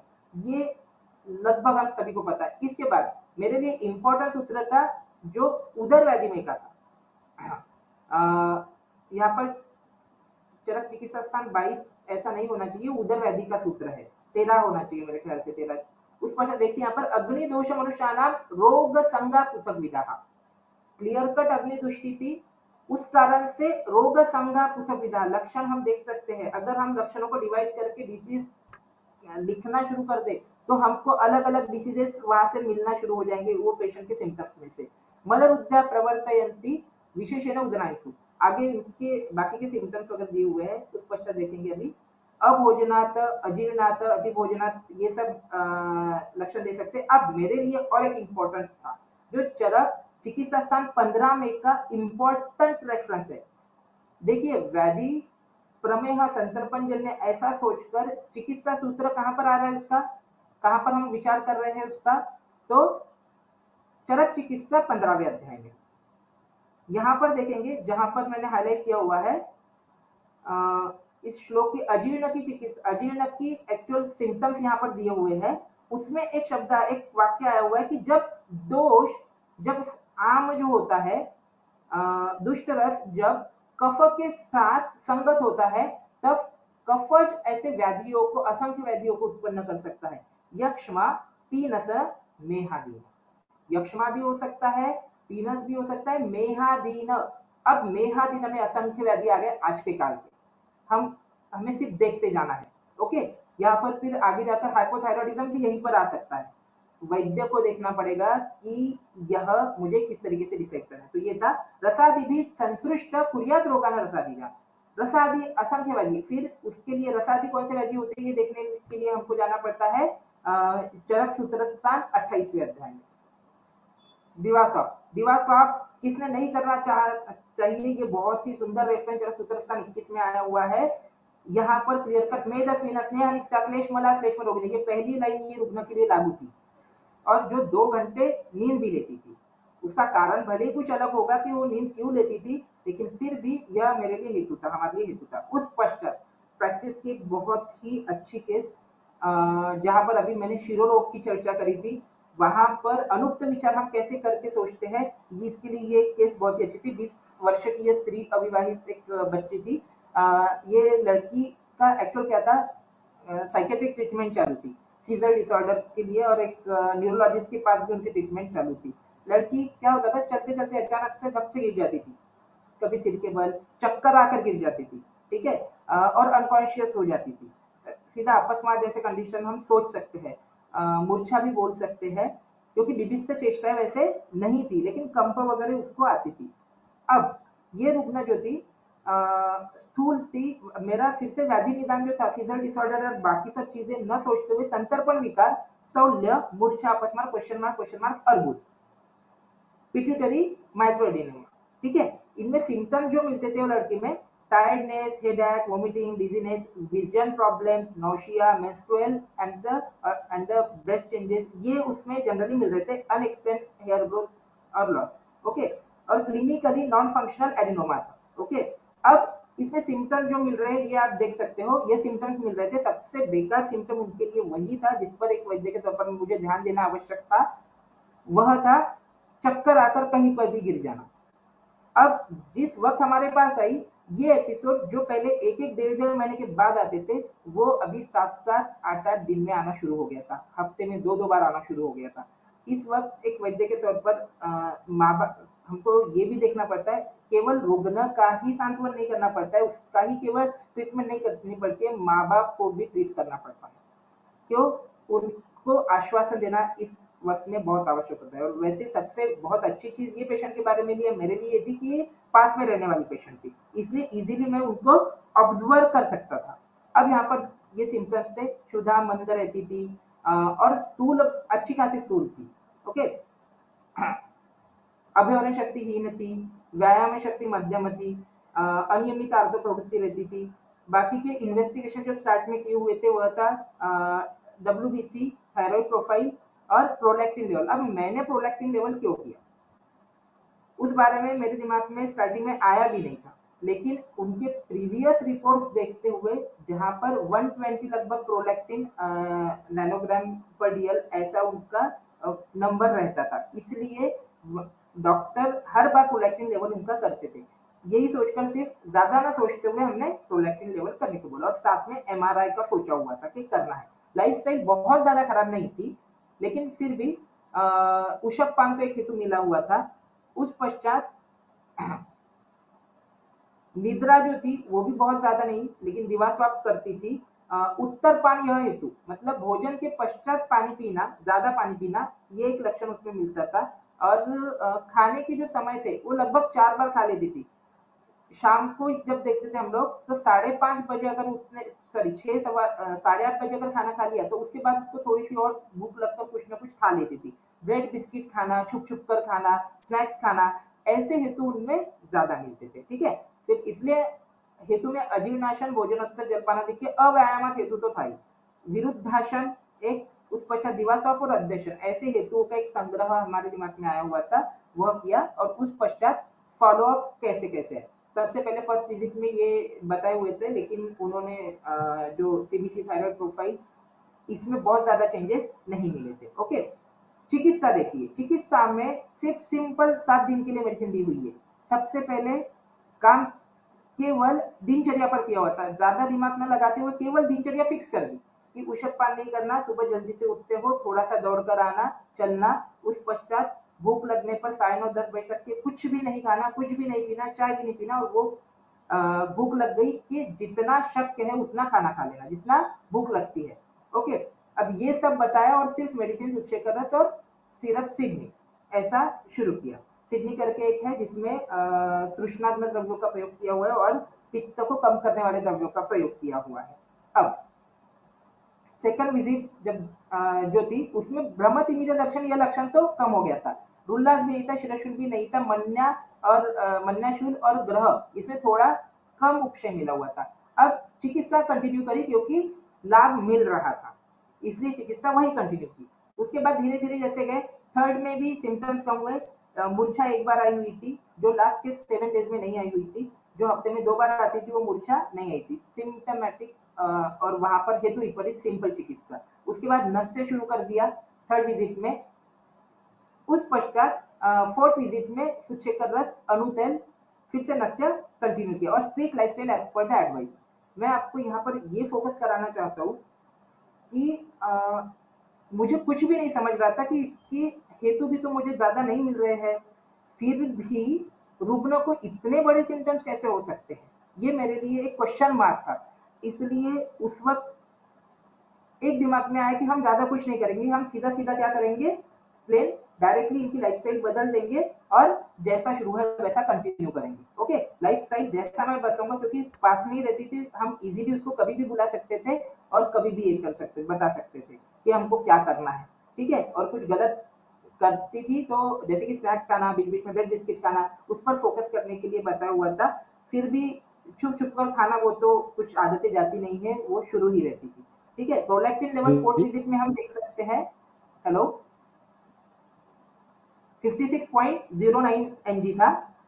अब फिफ्थ विजिट पेशेंट ने, ये जो फोर्थ विजिट थे वहां पर लाइफस्टाइल अच्छे से फॉलो नहीं किया हुआ था। ओके, उसके बाद यहाँ पर MRI माइक्रोप्रोलैक्टिनोमा हुआ है, ये यहाँ पर माइक्रोप्रोलैक्टिनोमा नहीं होना। ओके, ये मिस्टेक है। चलो, उसके बाद ट्रीटमेंट कंटिन्यू की। अभी सीधा सीधा हमने दिमाग में लाया कि वहां पर ग्रंथि है और ग्रंथि की चिकित्सा ध्यान में रखते हुए सीधा सीधा व्याधि प्रतिनिधि चिकित्सा कांचनार गुदगुल शुरू कर दिया। ओके, कांचनार गुदगुल किया और उस पश्चात फिर भी आर्थो प्रवृत्ति नहीं आ रही थी, बाकी के सिम्टम्स कम थे। 6 विजिट के बाद अभी हमने शोधन चिकित्सा की ओर जाने का निर्णय लिया। ठीक है, सुख विरेचन किया, बस्ती किया, दशमूल निर्गुटी का निरोह दिया, उस पश्चात धानवंतर तेल का अनुवासन किया। इस रुग्ण में हमने वमन भी किया हुआ था, लगभग अभी तक के 3 साल में 2 वमन इनके हो चुके हैं और 2 बार विरेचन हो चुके हैं। ओके, अब इस बार पूर्णोक्षयता 7th टाइम वार्तो प्रवृत्ति विना कष्टति। अब यही ट्रीटमेंट कंटिन्यू कांचनार कषाय, कांचनार गुगुर को चेंज करके कांचनार कषाय कर दिया, सीधा सीधा गुजरात हब्स का आता है वो यूज किया, और बाकी जो चेंजेस थे अनुतैल नस्य कंटिन्यू ही शुरू था। अब 9th विजिट में प्रोलैक्टिन लेवल देख सकते हैं, वो सीधा 50 से आया था 25 पर। ओके, प्रोलैक्टिन को कम करना हमारे दिमाग में नहीं था, वो इवेंचुअली हो रहा था। अब इसके बाद जैसा कॉन्फिडेंस बढ़ा, हमने मेडिसिन विड्रॉ करना शुरू कर दिया और केवल follow lifestyle plus review after 15 days, review after 15 days, ये करते करते 11th विजिट में प्रोलैक्टिन लेवल काफी हद तक कम आया। इस दौरान हमने एमआरआई किया था, पिट्यूटरी माइक्रो एडेनोमा जिसमें डायग्नोज हुआ था, वहां पर माइक्रो प्रोलैक्टिनोमा हुआ था, वो गलत था वो शब्द, वहां पर माइक्रो पिट्यूटरी एडेनोमा चाहिए था। ठीक है, उसके बाद ये सिंपल लाइफस्टाइल डिसाइड करके दे दी थी, जैसा इससे पहले के रुग्ण में दी हुई है। यहाँ पर क्लियर कट पाचन लंघन शुदा व्यायाम शोधन, ठीक है, विरेचन नस्य वमन भी इसमें प्रयोग किया हुआ था, ये अभी रिसेंट में भी हमने इनका एक वमन किया हुआ है। ठीक है, तो ये सब किया। उस पश्चात ये थे रिजल्ट, डॉक्यूमेंट्री एविडेंसेस, पहले 56, 25, 24, 20, लेकिन इससे ज्यादा हमारा कॉन्फिडेंस कहां पर बढ़ा, 2018 में जो P+C किया था आपका, सॉरी इनका जो एमआरआई किया था स्कैन, वहां पर 4.6 और 4.9 का left half of the gland में एडेनोमा था, मतलब वहां पर एक ग्रंथि आई थी। अब उसके बाद हमने एमआरआई नहीं किया, क्यों नहीं किया, सिम्टम्स कम हो गए थे, पेशेंट का 8-8, 7-7 हजार का खर्चा होता था, इसलिए हमने वहां पर एमआरआई नहीं किया। लेकिन इस बार पेशेंट को फिर से सेम सिम्टम शुरू हुए थे, कब, लगभग अभी ये लास्ट ईयर में उनको थोड़े थोड़े सिम्टम शुरू हो गए, 2 महीने में एक बार आना, तब तक कि उनको किसी भी प्रकार का ऐसा वेग नहीं आता था। उसके बाद वेग थोड़े थोड़े बढ़ने शुरू हो गए, 2 महीने में एक बार आना, बाद में भी 1 महीने में 2 बार आ जाना, ऐसा शुरू हो गया था। फिर से ट्रीटमेंट हमने शुरू करी, इस बार ट्रीटमेंट हमको ज्यादा नहीं करनी पड़ी, इसीलिए इस बार हमने शोधन में वमन किया, क्योंकि वेट भी अच्छा खासा बढ़ गया था, आर्थो प्रवृत्ति भी डिस्टर्ब होना शुरू हो गई थी। लेकिन इवेंचुअली हमने इस बार एमआरआई कर लिया। एमआरआई में क्लियर कट ध्यान में ये आया कि significant decrease in the size as compared to previous MRI report. और डॉक्टर से जब बात करी हमने, तो उनका कहना था कि सर बोले ये कम हुआ है, बोले लेकिन ये बीच में पूरा कम हुआ होगा, ऐसा उनका मानना था। आपने तब एमआरआई कर लेना चाहिए था। कभी कभी जब हम इंटरेस्ट के साथ अच्छा काम करते हैं, इन्हें सर्जरी करने के लिए बोला गया था पेशेंट को, जब हम इवेंचुअली अच्छा काम करते तो हमको अच्छे लोग भी मिलना शुरू होता है। डॉक्टर जो एमआरआई करने वाले थे, उन्होंने मदद मतलब बताना और गाइड करना ये बताया, सर बोले ये अच्छा लग रहा है, आप आपकी ट्रीटमेंट कंटिन्यू करो। तो ये एक फायदा हुआ था, उनका हाफ से अधिक जो साइज था वो कम हो गया। अब इसके आगे मेरे ट्रीटमेंट का फोकस ये रहने वाला है कि ग्रंथि अभी भी है, मुझे यहाँ से पता चल रहा है, ग्रंथि को मैं एक शिरस से शोध करके ट्रीट कर सकता हूँ। ठीक है, तो ये सब सोचते हुए हमें चिकित्सा करने का ये सिद्धांत को देखते हुए हमने सोचा। देखिए यहाँ पर क्लियर कट चतुष्प्रकार संशुद्धि पिपासा मारुता, वो पाचनानि उपवासस्य व्यायाम स्थिति लंघन, क्लियर कट इसका प्रयोग किया। उस पश्चात ऐसे सब कर्म की जो दोषों का क्षय करेंगे, और चिकित्सा निदान करते वक्त, चिकित्सा करने से पहले निदान करते वक्त दिमाग में ये रखा हुआ था कि शोफश्चैव एवं विधाश्च अन्य, यह जो संतर्पण विकार के जो व्याधियां दी हुई है, उसमें ऐसा एक सूत्र आया हुआ है जो एंड आया, शोफश्च एवं विधा, इसके समान असंख्य व्याधि उत्पन्न हो सकती है, जिसकी आपको शीघ्र चिकित्सा करनी पड़ेगी, वरना रुग्ण को उपद्रव उत्पन्न हो सकते हैं। उस पश्चात हाइपरटेंशन, हाइपरटेंशन लगभग मुझे लगता है अभी हम सभी लोग देखना शुरू हो गए हैं। कुछ जो है, जब रुग्ण हमारे पास डायग्नोस होता है तो हम जनरली उसको ये करते हैं, ट्रीट करते हैं। ये रुग्ण भी 1 मंथ पहले उसको मेडिसिन शुरू जो थी उसने खुद से बंद कर दी थी, क्यों, कितने लाइफ टाइम मेडिसिन खाना है क्या, लाइफ वाइज ऐसा कुछ था, हाइपरटेंशन था, 1 ईयर से उसको था। सिम्टम्स, अब हाइपरटेंशन है करके मैंने उस डायरेक्शन में जाना, दिस इज नॉट गुड। तो फिर रुग्ण मेरे पास क्या सिम्टम के लिए आया हुआ, तो वो मेरे लिए ज्यादा इंपॉर्टेंट था, उसकी क्वालिटी ऑफ लाइफ मेरे लिए इंपॉर्टेंट थी। जब हमने देखा तो रुद्रव, अंग कार्ष्ण्य, सर्वांग गौरव, रुद्रदाह, भ्रम प्रचिति, कभी कभी उनका कहना था कि जब बीपी बढ़ता है तब मुझे चक्कर तो आता है। ये सिंपल सिम्टम था, यहाँ पर कोई डायग्नोसिस के पीछे हम भागे नहीं, सीधा सीधा संतर्पण विकार, ठीक है। उसको लगे तो आप हाइपरटेंशन नाम देना है हाइपरटेंशन दो, भारवृद्धि देना है भारवृद्धि दो, कुछ भी दो चलेगा। यहाँ पर भारवृद्धि लास्ट 1 साल में 10 किलोग्राम हुई थी। और एक्चुअल इसका जो ये रुग्ण का जो काम था, वो क्या काम था, होटल है इनका, रात को 12-12 बजे तक के वो घर में आते ही नहीं है। तो इनकी लाइफस्टाइल आप क्लियर कर देख सकते हो, सुबह 9:30 बजे तो जागते हैं, सोता ही आदमी 12 बजे है, 12:30 बजे तो जागेगा कब। 9:30 बजे उठना, 2 ग्लास पानी पीना, चाय टोस्ट, तो ये तो नॉर्मल चीज है, कुछ मतलब इजीली सब जन करते हैं। उत्तर पान 1 ग्लास लेना, और उसके बाद आदत। अभी प्रैक्टिस में हम देख रहे हैं बहुत बार ये हम देख रहे हैं बहुत लोग ये बता रहे हैं कि भोजन के पहले पानी मत पियो, बीच में मत पियो, एंड में मत पियो, सीधा 1.5 घंटे बाद पियो। अब ये नियम कहाँ से आया, उसको क्या एक्सप्लेन करना, वो एक्सप्लेनेशन में भी दूंगा नहीं, हम उसको कैसे डिनाई कर सकते हैं वो हम बाद में चर्चा कर सकते हैं। तो ये एक हेतु मेरे लिए, ये हेतु था, ये क्लेद उत्पन्न करने वाला हेतु था, ठीक है। तो उसको मैंने कंसिडर किया। अब ये होने के बाद अभ्यवरण, इनका खाने का समय भी आप देख सकते हो थोड़ा सा गड़बड़ ही था। शाम को जब ये क्या नाम है, यहाँ पर जाते थे, उनके होटल में जाते थे, तब कुछ तो भी खाकर चले जाना, ठीक है, और उसके बाद फिर से आकर खाना खाना। तो ये अजीर्णाशन में मिलता था, रात्रो जागरण में मिल रहा था, सब सम्मिश्र हेतु मिल रहे थे। और शीतोष्ण क्रम तो था, खुद का ही बियर बार है, तो वहां पर ऑब्वियस है वाइन वगैरह पीना, ये सब इनका नित्य क्रम रहता था। मद्यपान तो 2 से 3 बार लेना होता था, लेकिन लिमिट में था, ठीक है। लिमिट में मतलब वो लिमिट को भी मुझे सोचना चाहिए कि मेरे लिए हेतु है या नहीं है, ठीक है। मांसाहार तो रहता ही था, सावजी है यहाँ पर हमारे ग्रामीण भाग में। तो हेतुओं में द्रव स्निग्ध उष्णाहार, ये क्लियर कट मेरे लिए गुण थे। और एंटासिड लेने की जरूरत पड़ती थी, और कभी कभी उल्टी होती थी तो उल्टी की दवाई भी लेते थे। अब सीधा सीधा यहाँ पर हेतु विपरीत चिकित्सा सिंपल। यहाँ पर मेरे लिए दोषों की जो अवस्था थी वो बहुदोषावस्था नहीं थी, मध्यम दोषावस्था थी। इसलिए मध्यम दोषावस्था को मध्य ध्यान में रखते हुए पिपासा, उपवास, मारुत सेवन, इनका प्रयोग करने का निर्णय लिया। वहां पर रुकना, यह रुकना का एक चीज ये थी कि सत्व बहुत अच्छा था, इसलिए जो उनको बीपी, उनका एक ही कहना था, मला बीपीची गोळी आता आयुष्यभर खायची नाही, बस ये एक इस पर वो अड़े हुए थे, इसीलिए हमको ट्रीटमेंट करने में एक और अच्छा ये मिला। ओके, तो सिंपल लाइफस्टाइल चेंज कर दी जैसा पहले। अब ये बंदा रात में लेट सोता था, तो जीर्णाजीर्ण का विचार करते हुए आप प्रातः 7 तक के भी जाग गए तो भी चल जाएगा, ये मुझे करके देना पड़ा न चाहते हुए भी उनका, क्योंकि इतना रूटीन चेंज करना हमारे लिए पॉसिबल नहीं था। उषपान बंद ही कर दिया, अगर लेना ही है तो शुद्ध जल, और भी बहुत ही कम मात्रा में, जानबूझ के, इतनी आदत है एकदम से कम तो नहीं होगी, इसके लिए चाय चाय लेने की परवानगी दे दी थी मैंने फिर भी।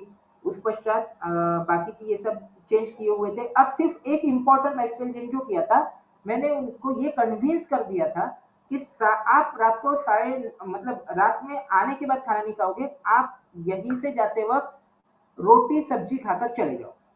बाद में उधर से आने के बाद यदि आपको कुछ खाने की इच्छा हो रही है तो मुनक्का खा लो, पेड़ खजूर खा लो, और कुछ ऐसा 1-2 बिस्किट भी खा लो, चल जाएगा, मुझे कोई दिक्कत नहीं है। लेकिन आप जाने से पहले 6:30 से 7 के दरमियान कुछ तो भी खाकर जाओ, और घर का ही खा के जाना, होटल का नहीं खाना। रुग्ण ने ये चीज सुनी। जब हम उनको आत्मीयता के साथ बताते हैं, उनका इंपॉर्टेंस समझा के देते, तो रुग्ण मानते हैं। ये भी एक अनुभव था। और इसके साथ साथ एक मैंने एडिशन किया था, शीतली और शीतकारी प्राणायाम, पित्त को मद्देनजर रखते हुए ये हमने ऐड किया हुआ था। अब क्लियर कट है, बहुत ज्यादा कुछ चिकित्सा नहीं। फिर से एक बार, अर्जुनामृत, मुक्तावटी, मुक्तावटी दिव्य मुक्तावटी करके आती है, रामदेव बाबा जी की फार्मेसी की, दिव्य फार्मेसी की, वो यूज की हुई थी। सेकंड ही इसमें बीपी कम होना शुरू हो गया, क्योंकि लाइफस्टाइल जब आप चेंज कर देते हो तो काफी रिलीफ वैसे भी आना शुरू हो जाता है, ठीक है। बाद में सूत्र शेखर रस, बीच में सुवर्ण सूत्र शेखर भी यूज किया था, थोड़ा महंगा है लेकिन यूज किया था। ये सब करने के बाद patient has started getting up at 6 AM। देखिए, उसको मैंने 7 बजे तक जागने की परवानगी दी थी, लेकिन जैसा जैसा उनको अच्छा लगना शुरू हुआ, उन्होंने खुद को एकोमोडेट किया, 6 बजे उठना शुरू कर दिया। अब ये सब होने के बाद सीधा सीधा बीपी तो कम होना शुरू हो गया, 120 80 110 70 ऐसा उनका बीपी जनरली आ रहा था। और सबसे इंपॉर्टेंट चीज हम मोस्ट ऑफ द टाइम देखते हैं कि जो डायस्टोलिक है वो चेंज नहीं होता, लेकिन डायस्टोलिक भी चेंज होते हुए हमने प्रैक्टिस में देखा हुआ है, वो भी अच्छा खासा कम हो जाता है जब हम बराबर ये करते हैं। अब उसके बाद 1.5 महीने तक कोई भी मेडिसिन नहीं दी थी, सब बंद कर दी ट्रीटमेंट, टोटल बंद, सिर्फ लाइफस्टाइल फॉलो करेंगे। और उसके बाद से हमने रुग्ण को फॉलो किया था कम से कम 1.5 साल। रुग्ण जब हम उनसे जुड़ जाते, this is the role of the family physician मेरे अंदाज में, कि जब हम उनसे हमारा थोड़ा सा होता है तो रुग्ण खुद से बताते हैं कि साहब आज चक्कर आला होता है। ये जब बताते तब हमको उनकी स्टेट जो रहती है वो समझ में आती है। लेकिन उनका कहना था कि मेरा बीपी जो है मैं बाजू के यहाँ से चेक करता हूँ, लेकिन वो बढ़ा हुआ नहीं रहता है। अब उसके लिए आनंद की बात ये थी कि मुझे अभी मेडिसिन नहीं खाने की जरूरत पड़ रही, ये मेरे लिए एक सबसे ज्यादा इंपॉर्टेंट था। बाकी रिलेटेड रेफरेंसेस काफी दिए हुए, आप सोच सकते हो। मेरे लिए जो हेतु थे, रक्त दुष्टिकर हेतु सोचकर चरक सूत्रस्थान 24 में आपको ये बहुत ही सुंदर दिए। देखिए मैं यहाँ पर एक जगह पर आपका लक्ष्य आकर्षित करना चाहूंगा। अजीर्ण अध्यशन रक्त दृष्टि भी करता है, यह विरुद्धासन जैसा भी काम करता है, यह कफ को भी बढ़ाता है, पित्त को भी बढ़ाता है, त्रिदोष प्रकोप यह करता है, संतर्पण विकार भी ये उत्पन्न करता है, आम प्रदोष भी करता है। लगभग इनमें शरीर में उत्पन्न होने वाले सभी व्याधियों को उत्पन्न करने की क्षमता होती है, ये मुझे समझना पड़ेगा।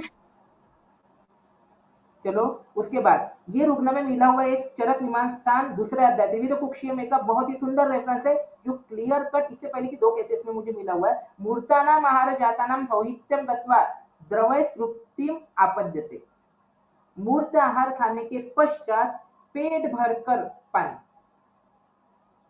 पीना, यह एक साथ तीनों दोषों का पीड़न करते हुए सर्वे युगपत प्रकोपम आपद्यन्ते। यह हमें लगभग मेरे ख्याल से हम लोग भी, हमारे साथ भी ये होते जा रहा है धीरे धीरे। हम रुग्ण को तो बता देते हैं, लेकिन बहुत समय हम लोग यह मैनेज नहीं करते हैं, खुद मैनेज नहीं करते। लेकिन हमें अगर आयुर्वेद का परमादर करना है तो मुझे भी ये करना पड़ेगा, कि जब तक कि मैं नहीं करूंगा तब तक मैं रुग्ण को बताने के काबिल भी नहीं रह पाता हूँ।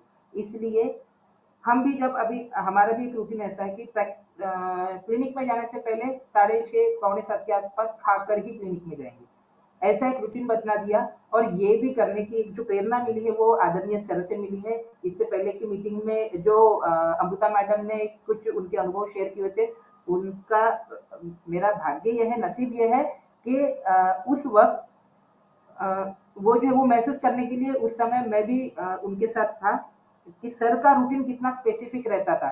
जो सर लोगों को बताते हैं वो खुद भी अपने नित्य लाइफ में उसको यूज मतलब करते हैं, अंतर्भूत करते हैं, और वही सीख हमको सर से मिली है, और वही हम भी प्रैक्टिस करने की कोशिश करते हैं जितना पॉसिबल हो पाता है। हाइपोथायरॉयडिज्म के भी पेशेंट सब देखते हैं, ये मेल पेशेंट था, लेकिन इनका टीएसएच काफी ज्यादा बड़ा हुआ रहता था, लगभग 120 के आसपास जाता था।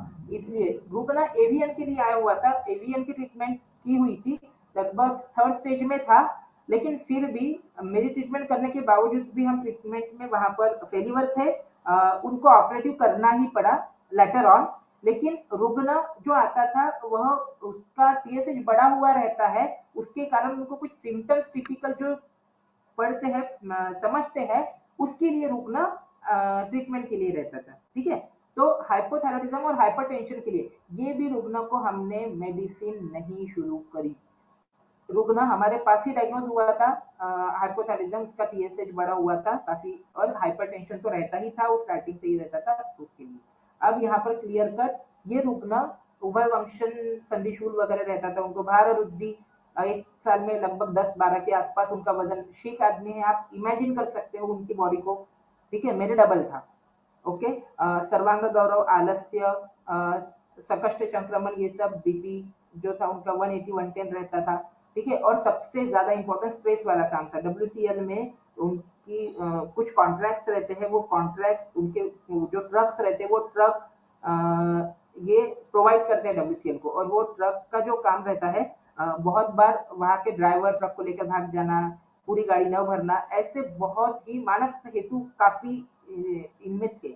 ओके, बाद में उठते तो बहुत जल्दी थे, जिम वगैरह करते थे, लाइकवाइज ये सब करते थे, लेकिन टिपिकल पंजाबी जो इनका ये तो खान पान था वो था। अब चरक विमानस्थान 8 में जब हम रुग्ण परीक्षा पढ़ते हैं, वहां पर इदम आहार जातम, इदम विहार जातम, ये बताते हुए यह कौन से देश का है, यह भी हमें पहचानना होता है। जब रुग्ण, अब इनकी मूल फैमिली पंजाब से इधर शिफ्ट हुई थी कुछ सालों पहले, लेकिन जैसे ये महाराष्ट्र में शिफ्ट हुए, शास्त्र के हिसाब से इन्होंने वैसा आहार विहार एडजस्ट करना अपेक्षित था, लेकिन वो एडजस्ट नहीं किया हुआ था। शायद मेरे लिए ये हेतु था जो उनको समझा के देने में मुझे कम से कम 1.5 महीना लगा कि आप ये गलत कर रहे हो, हमें आगे जाकर लस्सी दूध ये पदार्थों को नियंत्रण में लाना पड़ेगा।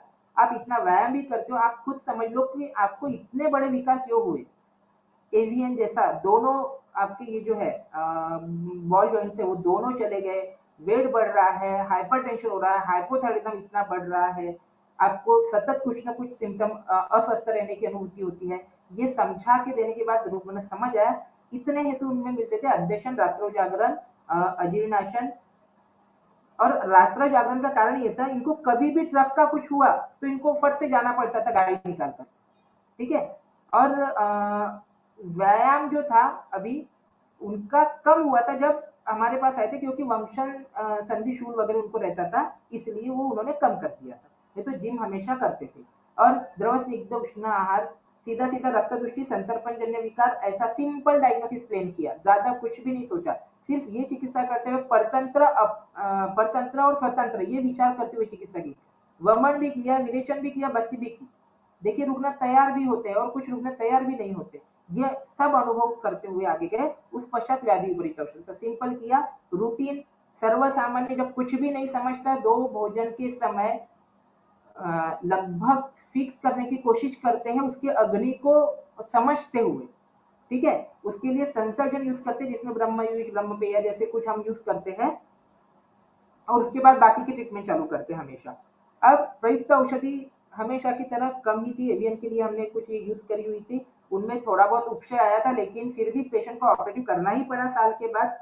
That was my failure, I could not जज that I can treat that patient और नॉट, वो हमारी गलती थी शायद। लेकिन उसके बाद भी काउंसलिंग अच्छी होने की वजह से रुग्ण वापस हमारे पास आता है, जब हम उसका फैमिली फिजिशियन करके कार्य करते हैं। आरोग्यवर्धिनी, कांचनार, गुग्गुल कांचनार कषाय, सूचेकर रस, यह मोस्टली हमने किया था। रिजल्ट 112 उनका था, बाद में टीएसएच था वो 47.41 हुआ, उस पश्चात वो 56 पर आया, उसके बाद वो 17 पर आया। धीरे धीरे अभी रिसेंट में उनका लगभग 9, फिर भी 5 के ऊपर ही रहता है, 10 तक के वो रहता है, लेकिन सिम्टम्स नहीं है। तो अभी आंकड़ों का खेल है, इसलिए हम ज्यादा उसके बारे में सोचते नहीं है। उनके दोनों बॉल का भी ऑपरेटिव हो चुका है, वेट भी अच्छा खासा कम हो चुका है। नाउ हमारी अचीवमेंट ये है, रुग्ण हमारे साथ जुड़े हुए हैं और उसके साथ साथ वो जो है वो बहुत अच्छा महसूस कर रहे हैं, स्वास्थ्य महसूस करते हैं, व्यायाम भी कर पाते हैं। तो ये एक अचीवमेंट थी। रुग्ण एवियन का था, लेकिन हमारे लिए हाइपोथायराइडिज्म और हाइपरटेंशन ये हमारे लिए था। अब हाँ, अध्यशन, भुक्तस्य परिभोजनम, अकाले च, बहु च, अल्पम च, विषमाशण, ये सब मृत्यु भी कारक हो सकते हैं और घोर व्याधि उत्पन्न कर सकते हैं। लेकिन हमको अध्यशन कैसे होता है, अजीर्णाशन कैसे होता है, ये पहचानना पड़ेगा।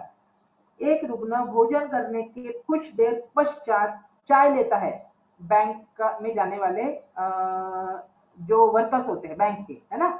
अब देखिए उनको दिन भर बैठना पड़ता है, उसके साथ साथ ये लोग घर से खाना खा के चले जाते हैं, लेकिन वहां पे जाने के बाद इनको इतना बड़ा कप मिलता है चाय का, और वो भी पूरे दूध का, कभी कभी तो कॉफी मिलती है। मुझे समझना चाहिए, मेरे मेरे नजरिए में अध्यक्ष है, मुझे समझना चाहिए। उससे पहले बॉटल वहां पर रहती है, पानी पीना, चाय पीना, कम से कम 2 चाय तो ये पीकर जाते ही है वहां से। वो भी दूसरा भी चाय कब होता है, दोपहर का लंच समय होने के बाद पानी पीना, और उसके बाद। अब इसको हेतु के तौर पर हमें कैसे देखना, ये हमको समझ में आना चाहिए।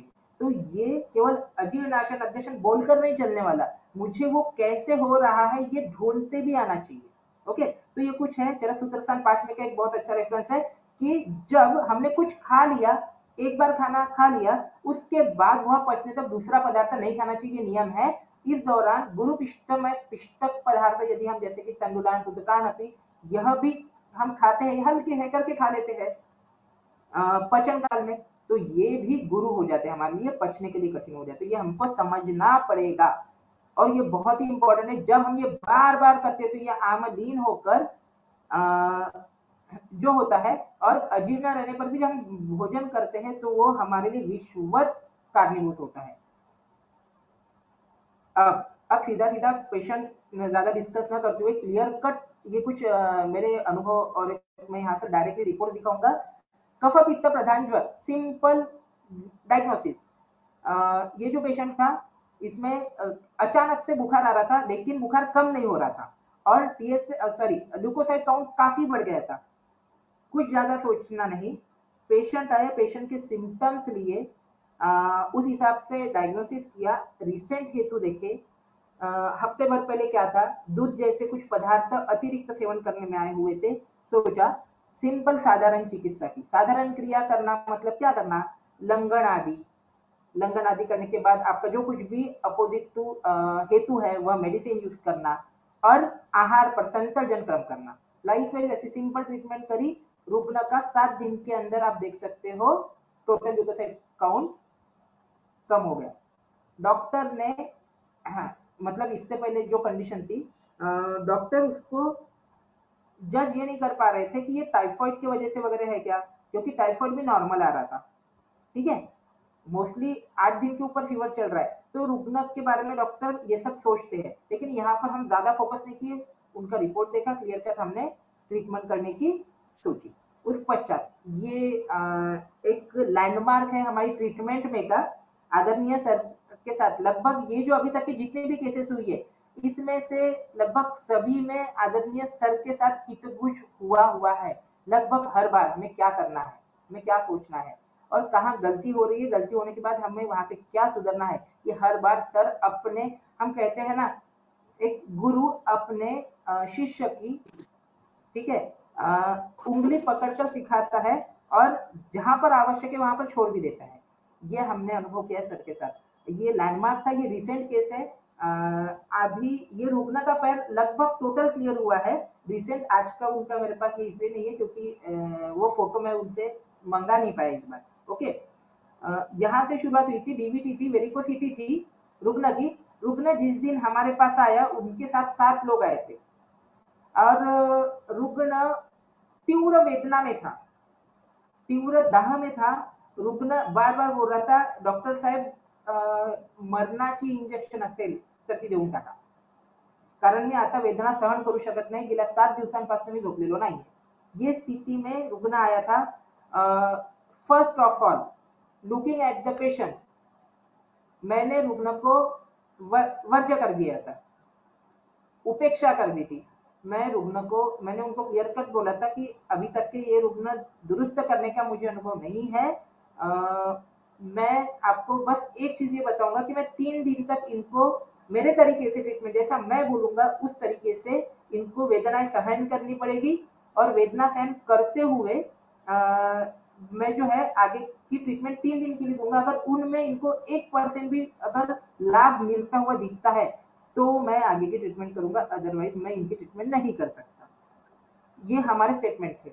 उन्होंने बोला सर आपको क्या करना है वो आप बताइए। ओके, आप हम वो करने की, क्योंकि अभी हम परेशान हो गए। और सबसे इंपॉर्टेंट चीज, जब रुग्ण अस्ता व्यस्त हो जाता है, परेशान हो जाता है, तब बड़े बड़े लोग उनके हाथ छोड़ देते हैं, और ऐसी कंडीशन ये रुग्ण के साथ थी। हम देखेंगे यहाँ से, ये पहले इमेज से शुरुआत हुई थी। दूसरी इमेज, ये तीसरे दिन की लगभग मेरे पास की इमेज थी, जब मैंने पहली बार इनका ये किया था, ड्रेसिंग किया था। वेरिकोस, इनको वार्फ नाम की टैबलेट चालू थी, और जो पीटीआईएनआर था वो भी बढ़ा हुआ था, डोज डॉक्टर ने बढ़ा दिया था। अब इनको सबसे पहले दिन तीव्र वेदना थी, इसलिए विद्ध किया था मैंने, क्योंकि पूरा ब्लैकिश पैर था, पूरा सूजा हुआ था। ऐसे वक्त में मेरे पास कोई उपाय नहीं था। मैंने वहां पर जैसे प्रिक किया, खून बाहर आया, काफी खून बाहर आया, और वो खून जैसा बाहर आना शुरू हुआ, वैसा उनको वेदना तो कम होती हुई, लेकिन कम से कम 5 से 10 मिनट तक ब्लड रुक ही नहीं रहा था। कैसे त्यों करते हुए उसको हमने बांध दिया, उनको भेज दिया। इधर पूरा टोटल घबरा गया था मैं भी, क्योंकि ऐसा मैंने इससे पहले नहीं देखा हुआ था, इसलिए वो किया। कुछ देर बाद रक्त रुक गया, लेकिन रुग्ण हंसते हुए उस समय में गया क्योंकि उसकी वेदना और दाहत टोटली कम हो गई थी। तत्काल विद्या चिकित्सा का ये लाभ मुझे वहां पर मिला, जिसके कारण कॉन्फिडेंस बढ़ गया। उसके तत्काल बाद उस वक्त मैंने सिर्फ उनको सुवर्ण सूचेकर नाम की एक दवाई दे दी, और संसर्जन क्रम जिसमें हमने ब्रह्मप्रिया और ब्रह्मयूष, ये जो है एक ब्रह्म चैतन्य कंपनी की आती है, वो डायरेक्टली रेडीमेड मिलते हैं, वो हमने डायरेक्टली यूज किया। वो उसका प्रयोग करने को उनको बोला। संसर्जन क्रम फिक्स करके दिया। फ्रेंड्स, यहाँ पर मैं बताना चाहूंगा, जब तीसरे दिन पेशेंट आया, उनकी सूजन काफी हद तक कम हुई थी, और जिस दिन पेशेंट पहले दिन आया था, उसी दिन सर से पेशेंट जाते बराबर हमने हितगुज किया, और वो हितगुज करने के बाद सर ने बताया, सर ने काफी बहुत अच्छे तरीके से वहां पर गाइड किया, और उस पश्चात जैसे हमने ट्रीटमेंट कंटिन्यू करी, धीरे धीरे रिजल्ट आपके सामने है। अभी इनका पूरा ये जो है, ये निकल चुका है, ये जो पार्ट है ये पूरा निकल चुका है, सिर्फ अभी ब्लैकिश स्किन है, उस पर अभी हम काम कर रहे हैं। लेकिन यहाँ पर ट्रीट करते हुए हमने थोड़ा सा स्किन में मैं उतना सफल नहीं वैद्य हूँ, इसलिए दूसरे वैद्य की हम यहाँ पर मदद ले रहे हैं।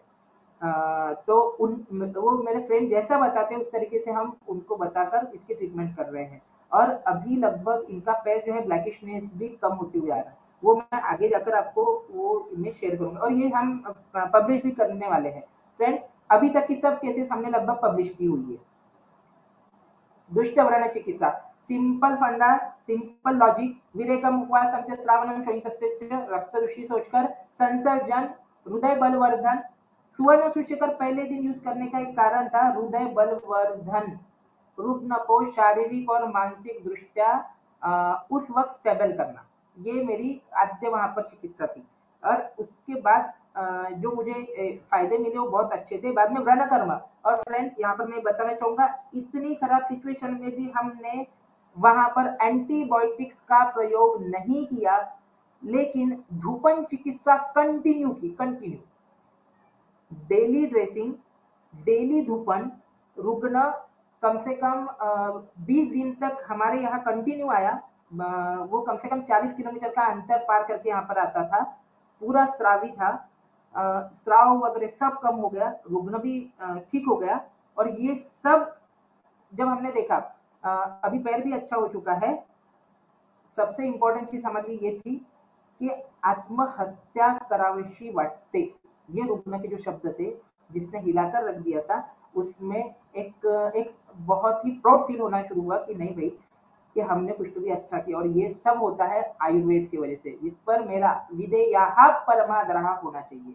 उस पश्चात ये भी एक लैंडमार्क है। हालांकि ये पेशेंट की जो ट्रीटमेंट है टोटली मैंने नहीं करी, लेकिन जो वैद्य थे वो आउट ऑफ महाराष्ट्र है, उनका पीजी यहाँ पर नागपुर में हुआ था। मेरे जूनियर थे, उनका एक कांटेक्ट हमसे हुआ था। उस वक्त रुग्ण की स्थिति ऐसी थी जो आप यहाँ पर देख सकते हो, यूरिया क्रिएटिनिन 10, यूरिया देखिए और क्रिएटिनिन देख लीजिए यहाँ पर वैल्यूज। ये थी कंडीशन। रुग्ण टोटल उसका जो फेस कट है पूरा काला हुआ था, कार्ष्णता थोड़ी बढ़ गई थी, और कार्ष्णता बढ़ने के बाद सिम्टम जो थे अग्निमांद्य, खाना खाने की इच्छा नहीं होना, ऐसे सिंपल थे। मैंने बोला रिपोर्ट मेरे लिए इंपॉर्टेंट नहीं है, रुग्ण का स्टेटस बताओ आप, यूरिन कैसी हो रही है, क्या हो रही है, वो पूछा। और उसके बाद मैंने सिर्फ संसर्जन बताया। हमने उनको ट्रीटमेंट में केवल गोपचूर, पुनर्नवा, ये मेडिसिन को आप यूज कर सकते हो, इतना बताया। और डॉक्टर ने, जो वहाँ के डॉक्टर थे, उनके पिताजी थे एक्चुअली वो, किसी ने बताया था कि आप गौरीशंकर सर से बात करो, इनसे बात करके देखो एक बार, वो कुछ आपको सलाह देंगे, उस तरीके से किया। 1.5 महीने के बाद का ये रिपोर्ट था फ्रेंड्स। मैं खुद भी इस पर विश्वास नहीं कर पाया हूँ कि संसर्जन क्रम के बाद पेशेंट में क्या चेंज होने शुरू हो जाते हैं। इसके लिए हमको चरक सिद्धिस्थान 6वें अध्याय में जाना पड़ता है। वहां पर संसर्जन क्रम किसने करना है, पेयादि क्रम कहाँ पर करना है, तर्पण आदि कहाँ करना है, वो बताया हुआ है। और ये जब हमें कैलकुलेशन समझते हैं, और ये कैलकुलेशन समझने के लिए हमको विमान स्थान में जाना पड़ता है, दोषादि मान ध्यानार्थम विमान स्थान, वो पढ़ना पड़ता है। वो जब हमें थोड़ा थोड़ा समझना शुरू हो जाता है तो रिजल्ट भी देखना शुरू हो जाता है। अभी आगे का और रिपोर्ट आने का है, इतने में खुश होने की कोई जरूरत नहीं है। क्रोनिक रेनल फेलियर के लगभग 7 से 8 ही केस मेरे आज तक के प्रैक्टिस में मैंने किया हुआ है। फेलियर भी मेरे तरफ से काफी है उसमें, कम से कम 3 से 4, मतलब 10 में से 6 पेशेंट अगर ठीक हो रहे तो 4 पेशेंट वो ट्रीटमेंट छोड़ के भाग भी गए हुए मुझसे डरकर, मेरे ट्रीटमेंट का तरीका देखकर। तो ये भी एक चीज है, लेकिन ये एक लैंडमार्क मेरे प्रैक्टिस के लिए जो मुझे ताकत देगा आगे की प्रैक्टिस के लिए, और आपको भी। पीसीओडी इंड्यूस कॉम्प्लिकेशन, 2.5 साल से इनको पीरियड्स नहीं आ रहे थे, मेंसेस अमेनोरिया क्लियर कट था, वेट इतना बढ़ चुका था, गायनेकोलॉजिस्ट के तरफ से, और इम्पोर्टेंट चीज गायनेकोलॉजिस्ट के तरफ से पेशेंट रेफर हुई थी आयुर्वेद के लिए। ये हमारे लिए एक अचीवमेंट थी। आप क्लियर कर देख सकते हो, पूरी हिस्ट्री में बताऊंगी, बहुत बड़ी फाइल है ये पेशेंट की, 3 साल हो चुकी है, अभी भी ट्रीटमेंट कर ही रही है। अभी भी जो उनकी है मेंसेस आते हैं वो भी 1.5 महीने बाद आते हैं, मीन्स अभी भी मैं फेलिवर हूँ इस सिचुएशन में भी। रुग्ण का वेट कम हुआ है, सिम्टम्स नॉर्मल है, लेकिन उनकी मेंसेस अभी भी मतलब रेगुलर नहीं आती है, 1.5 महीने बाद, 2.25 महीने बाद आती है। पहले नहीं आती थी, अभी आती है। फिर भी इन पर हमारा काम करना शुरू है। अभी इस साल इनके अभी तक हमने 2 वमन किए हुए हैं 3 साल में। ये स्किन डिसीजेस के, ये तो नॉर्मल सभी लोग ट्रीट करते हैं, इसलिए इसमें बहुत ज्यादा बताने लायक तो कुछ है नहीं, एक्जिमा जैसे। लेकिन स्किन डिसीज में मैं अभी भी बताता हूँ, आई एम टोटली फेलिवर, जिसमें मुझे उतना अच्छे रिजल्ट खुद को मैं नहीं कर पा रहा हूँ, शायद गलतियां भी हो रही है। उस पश्चात गलगंड, ये बहुत अच्छी थी। इसमें ये पेशेंट में कुछ रिपोर्ट्स भी थे, मुझे रिपोर्ट का वो एग्जैक्टली वर्ड याद नहीं आ रहा है। गलगंड एक शनैर शनैर होने वाला शोध चरक सूत्रस्थान 17वें अध्याय में दिया हुआ है, वहां पर एक देशीय शोध आए हुए हैं सब, वहां का ये एक है शोध ट्रीट करना था मुझे, इसलिए ट्रीट किया था। कांचनार कषाय जैसे द्रव्यों का हमने वहां पर प्रयोग किया था। हेलो, हाँ हाँ, मी तुम्हाला थोड्या वेळानंतर बोलतोय, एका मीटिंग मध्ये। तो ये गलगन की पेशेंट थी। उस पश्चात एक प्रैक्टिस में का और एक लैंडमार्क जो लास्ट ईयर हमारे साथ हुआ था, ये मैं पूरा डिस्कस नहीं करूंगा। Case series on the dengue, we treated with the Ayurvedic management only. आपको पढ़ना है तो ये मैं आपको पेपर शेयर कर दूंगा। हालांकि हम थोड़ा सा वीक है कुछ चीजों में, हम राइटिंग में वीक है, हम काम तो बहुत कर लेते हैं लेकिन हम लिख नहीं पाते, इसलिए हम मॉडर्न की नजर में एक फेलियर है। ये भी केस एक प्रीडेटरी जर्नल में आई हुई है, लेकिन मेरे लिए वो इसलिए अच्छी है क्योंकि ये काम मैंने किया और पब्लिश किया है। लेकिन वो भले ही प्रीडेटरी जर्नल में होगा, लेकिन इसमें मेरा एक फेलियर ये है कि मैं लिख नहीं पाता हूँ उतना अच्छा, जितना अच्छा लिखने की आवश्यकता होती है एक अच्छे जर्नल में, पबमेड जैसे जर्नल में पब्लिश होने में। इसलिए जब हम आज वैद्य तैयार कर रहे हैं, केवल चिकित्सा करने वाले वैद्य हमको नहीं चाहिए, हमको ऐसे भी वैद्य चाहिए कि जिनको लिखना भी बहुत अच्छा आता है, जो आधुनिक जर्नल्स में लिख पाए। हम जब आधुनिक जर्नल्स में लिखते हैं तो हमारा वेटेज वैसे ही बढ़ जाता है, लोग हमें अप्रोच करना शुरू होते हैं। तो ये एक मेरा ही माझी एक कळकळीची विनंती आहे की आम्हाला म्हणजे आदरणीय सरांच्या परमिशननेच मी हे म्हणेन की आम्हाला असे पण काही लोक तयार करायचे आमच्या मध्ये, आमच्या ग्रुप्समध्ये किंवा आयुर्वेदाच्या ग्रुप्समध्ये, की जे लोक केवळ लिहून देतील, ते इतकं सुंदर लिहून देतील की आमच्या वैद्यांचे चांगले चांगले पेपर चांगले चांगले जर्नल्स मध्ये येतील। ही केस सीरीज है, ये केस सीरीज में हमने 6 केसेस पब्लिश करी, 6 केसेस ली हुई है, जिसमें सबसे कम प्लेटलेट जिनका हुआ था वो 50,000 वाला था। आप डिटेल में मैं आपको ये केस शेयर कर दूं, केसेस शेयर कर दूंगा, आप वो देख सकेंगे। आप एक आनंद समझ सकते हो मेरे बात करने में का, कि जब हमने इस पर काम किया लास्ट ईयर में, टोटली डॉक्टर रवि परदेसी सर करके है, ये आईसीयू में काम करते हैं। इन्होंने हमको वो उत्साह दिया, वो एंथुसियाइज किया कि तुम करके देखो, मैं आपके पीछे हूँ, जरूरत पड़ी तो हम पेशेंट को शिफ्ट कर सकते हैं। उनका कहना था मॉडर्न में भी तो ट्रीटमेंट नहीं है, हम पेशेंट को तो सिर्फ उसको कंटिन्यू कर रहे हैं, हम उसको लेकर चल रहे हैं, रिहाइड्रेटेड रखने की कोशिश कर रहे हैं, मेंटेन कर रहे हैं। अगर आप भी मेंटेन कर रहे हैं तो हम भी मेंटेन करने की कोशिश करेंगे। षडंग ग्रैन्यूल्स जैसे हमने दवाई यूज करी, संसर्जन क्रम, ब्रह्मपेय, ब्रह्मयूष, ऐसा सिंपल साधारण क्रिया यह चिकित्सा यूज करी। ओके, मेरे केसेस अभी खत्म होते आ रहे हैं। अब आपको ये ध्यान में आया होगा कि मेरे ये पूरे प्रेजेंटेशन में मेरा टोटल फोकस लाइफस्टाइल मैनेजमेंट में था। और ये लाइफस्टाइल मैनेजमेंट कितनी सिंपल थी। खाने का समय आपका मैनेज करना है, तृष्णा का समय आपको पानी का आपको मैनेज करना है, भोजन क्या खाना है वो थोड़ा बहुत डिसाइड करना है, ये सब यहाँ पर होता है। और इसी से हेतु सामने उत्पन्न होता है, सिंपल चीजें, और उससे अपने आप व्याधि ठीक होना शुरू होता है। ये हमने टोटली ऑब्जर्व किया है, अनुभव किया हुआ है। कॉमन हेतु जो है इंटरफेयर करने वाले लाइफस्टाइल के, ये अभी हम आप सभी को पहचान में आ गए होंगे। मात्रा का बहुत ज्यादा रोल है। अब यहाँ पर मात्रा कितनी देनी है, क्या देनी है, ये समझने के लिए चरक मीमांसा में हमको जाना पड़ता है। बहुत ही सुंदर शब्दों में, बहुत ही कम शब्दों में मात्रा कितनी दे, कैसे डिसाइड करेंगे। राशि चरक मीमांसा पहले अध्याय में आई हुई, कैसे डिसाइड करेंगे। तो वो पहचानने के लिए हमारे पास दिया हुआ है सुखम गुदम अणुपर्येति, बिना किसी तकलीफ के मल प्रवृत्ति आपको हो रही है क्या, ये रुग्ण को आप जैसे पूछ लेते हो आप डिसाइड कर सकते हो इज रुग्ण टेकिंग प्रॉपर मात्रा ऑफ द डाइट और नॉट। न च उष्माम उपहंति अव्यथम परिपाकमिति, पचन काल में मेरे पेट में भारी लगता है, बाद में ठीक हो जाता है, गैसेस पास होने के बाद अच्छा लगता है, ऐसा पेशेंट बोल रहा है, इसका मतलब मैं वैद्य के तौर पर मात्रा डिसाइड करके देने में गड़बड़ कर रहा हूँ। मुझे ये पहचानना पड़ेगा। ये मुझे जब समझ में आएगा हमारे हेतु अपने आप दूर होना शुरू हो जाएगा। तो ये एक इंपॉर्टेंट रेफरेंस है। उसके बाद जैसे कि मैंने एक पेशेंट शीख पेशेंट की हाइपरटेंशन और हाइपोथायरॉइडिज्म एवियन वाले पेशेंट का डिस्कस किया था, वहां पर ये हेतु पर हमने काम किया था। मात्रावत अपि अभ्यवृत्तम पथ्यम अन्नम न जीर्यति चिंता शोक भय क्रोध दुख शय्या प्रजागरै ही।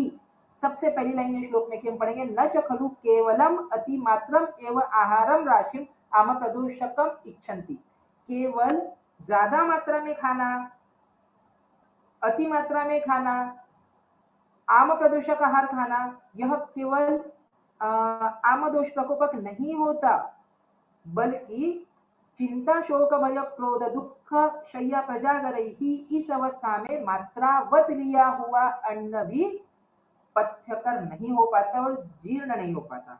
ये हमें आज वैद्य के तौर पर समझना पड़ेगा। और ये जब तक कि हम नहीं समझेंगे तब तक के हमको चिकित्सा में लाभ होना, इंटरेस्ट आना इंपॉर्टेंट है। लाभ तो मिलता है, लगभग सभी के पेशेंट ट्रीट होते हैं, सभी को रिजल्ट भी मिलते हैं, लेकिन वो मेंटेन हो रहे नहीं हो रहे, कि हम फॉलोअप नहीं करते और हमको वो कॉन्फिडेंस लेवल नहीं आ पाता है। वेगावरोध सदातूर, ये सब रुग्ण में लगभग हमको ये 4 कैटेगरी, ये सिद्धांत है फ्रेंड्स। आप कोई भी पेशेंट देख लो, ये सब पेशेंट ये 4 लोगों में डिवाइड हो जाएंगे। बैंक वाला, राज्य सेवक, एसबीआई में काम करता है, गर्दी इतनी भयंकर रहती है, वो उठ नहीं पाता है, बीच में वेगावरोध करता है, कंटिन्यू सिटिंग रहती है, इधर से प्रपूरण उधर से वेगावरोध, दोनों मार्ग बंद।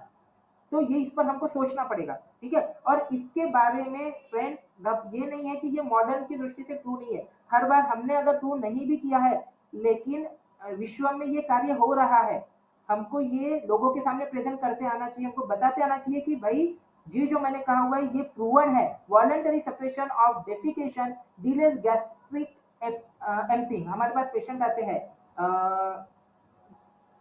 क्या कहते हैं उसको, गर्ट के, है ना, गैस्ट्रोइसोफेजियल रिफ्लक्स के पेशेंट आते हैं, उल्टी वाटते, मड़मड़ वाटते, पोटात भारीपणा वाटते, छाती दर्द झाल्यासारखी वाटते, ऐसे सिम्टम हम हर बार उसको अम्ल पित्त बोलकर छोड़ देते हैं। उदावर्त के सिम्टम्स, ये पूरा डिस्कशन उदावर्त के सिम्टम्स में हमको मिलता है। उदावर्त चैप्टर चरक सूत्र स्थान चरक चिकित्सा स्थान 26वें अध्याय में जाएंगे तो वहां पर हमको ये मिलेगा। उसके बाद यहाँ पर बहुत ही इंपॉर्टेंट चीजें, ये लोग क्यों बीमार रहते हैं इसका कारण दिया हुआ है ये 30वें श्लोक में। आप डायरेक्टली चरक सिद्धिस्थान 11वें अध्याय में जाकर ये सब देख सकते हो। अब जलपान के नियम, अष्टांग संग्रह सूत्र स्थान, सर के अगर हम वीडियोस देखेंगे तो सर ने हर जगह पर ये विषय को बहुत ही सुंदरता के साथ रखा हुआ है। और अभी हम लोग भी मतलब सर के विद्यार्थी भी ये विषय को बहुत अच्छे तरीके से समझ कर प्रेजेंट करते हैं। अति योगेन शरीरम, सर मला वाटते खूप वेळ झालाय का, माझ्याकडे किती वेळ आहे? कंटिन्यू करा सर, हॅलो. कंटिन्यू करा. Okay, thank you sir.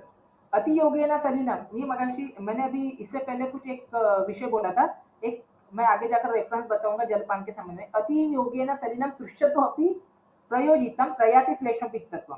देखिए ये होता है ना हमारे साथ. अभी धूप काला शुरू हो गया, ठीक है, प्यास लगती है, करके 2-3 ग्लास पानी पीना ये सही नहीं है. ये मुझे वैद्य के तौर पर समझना पड़ेगा. फिर अब मैं ये भी डिसाइड नहीं करके दे सकता कि उसने पानी कितना है. अब आज वैद्य के तौर पर मेरा कर्तव्य ये है कि रुग्ण को मैं पानी एक क्वांटिटेटिव इसमें कैसे बता पाऊँ. ये बताना तो सही में कठिन है, लेकिन मुझे एक थोड़ा सा आइडिया तो देनी पड़ेगी कि आप इतना दौरान पानी पी सकते हो, या फिर आप ऐसा समझ सकते हो कि ये इतना पानी पीने के बाद आपने लिया हुआ पानी सम्यक था. जैसे मैंने मात्रा की चर्चा करी, बराबर है, तो श्लेष्म पित्त बढ़ाता है. अब उसके बाद नीचे वाला डायरेक्टली हम श्लोक में आएंगे. पाके स्वादु हिमम वीर्य. आपने पानी को गर्म भी कर लिया तो भी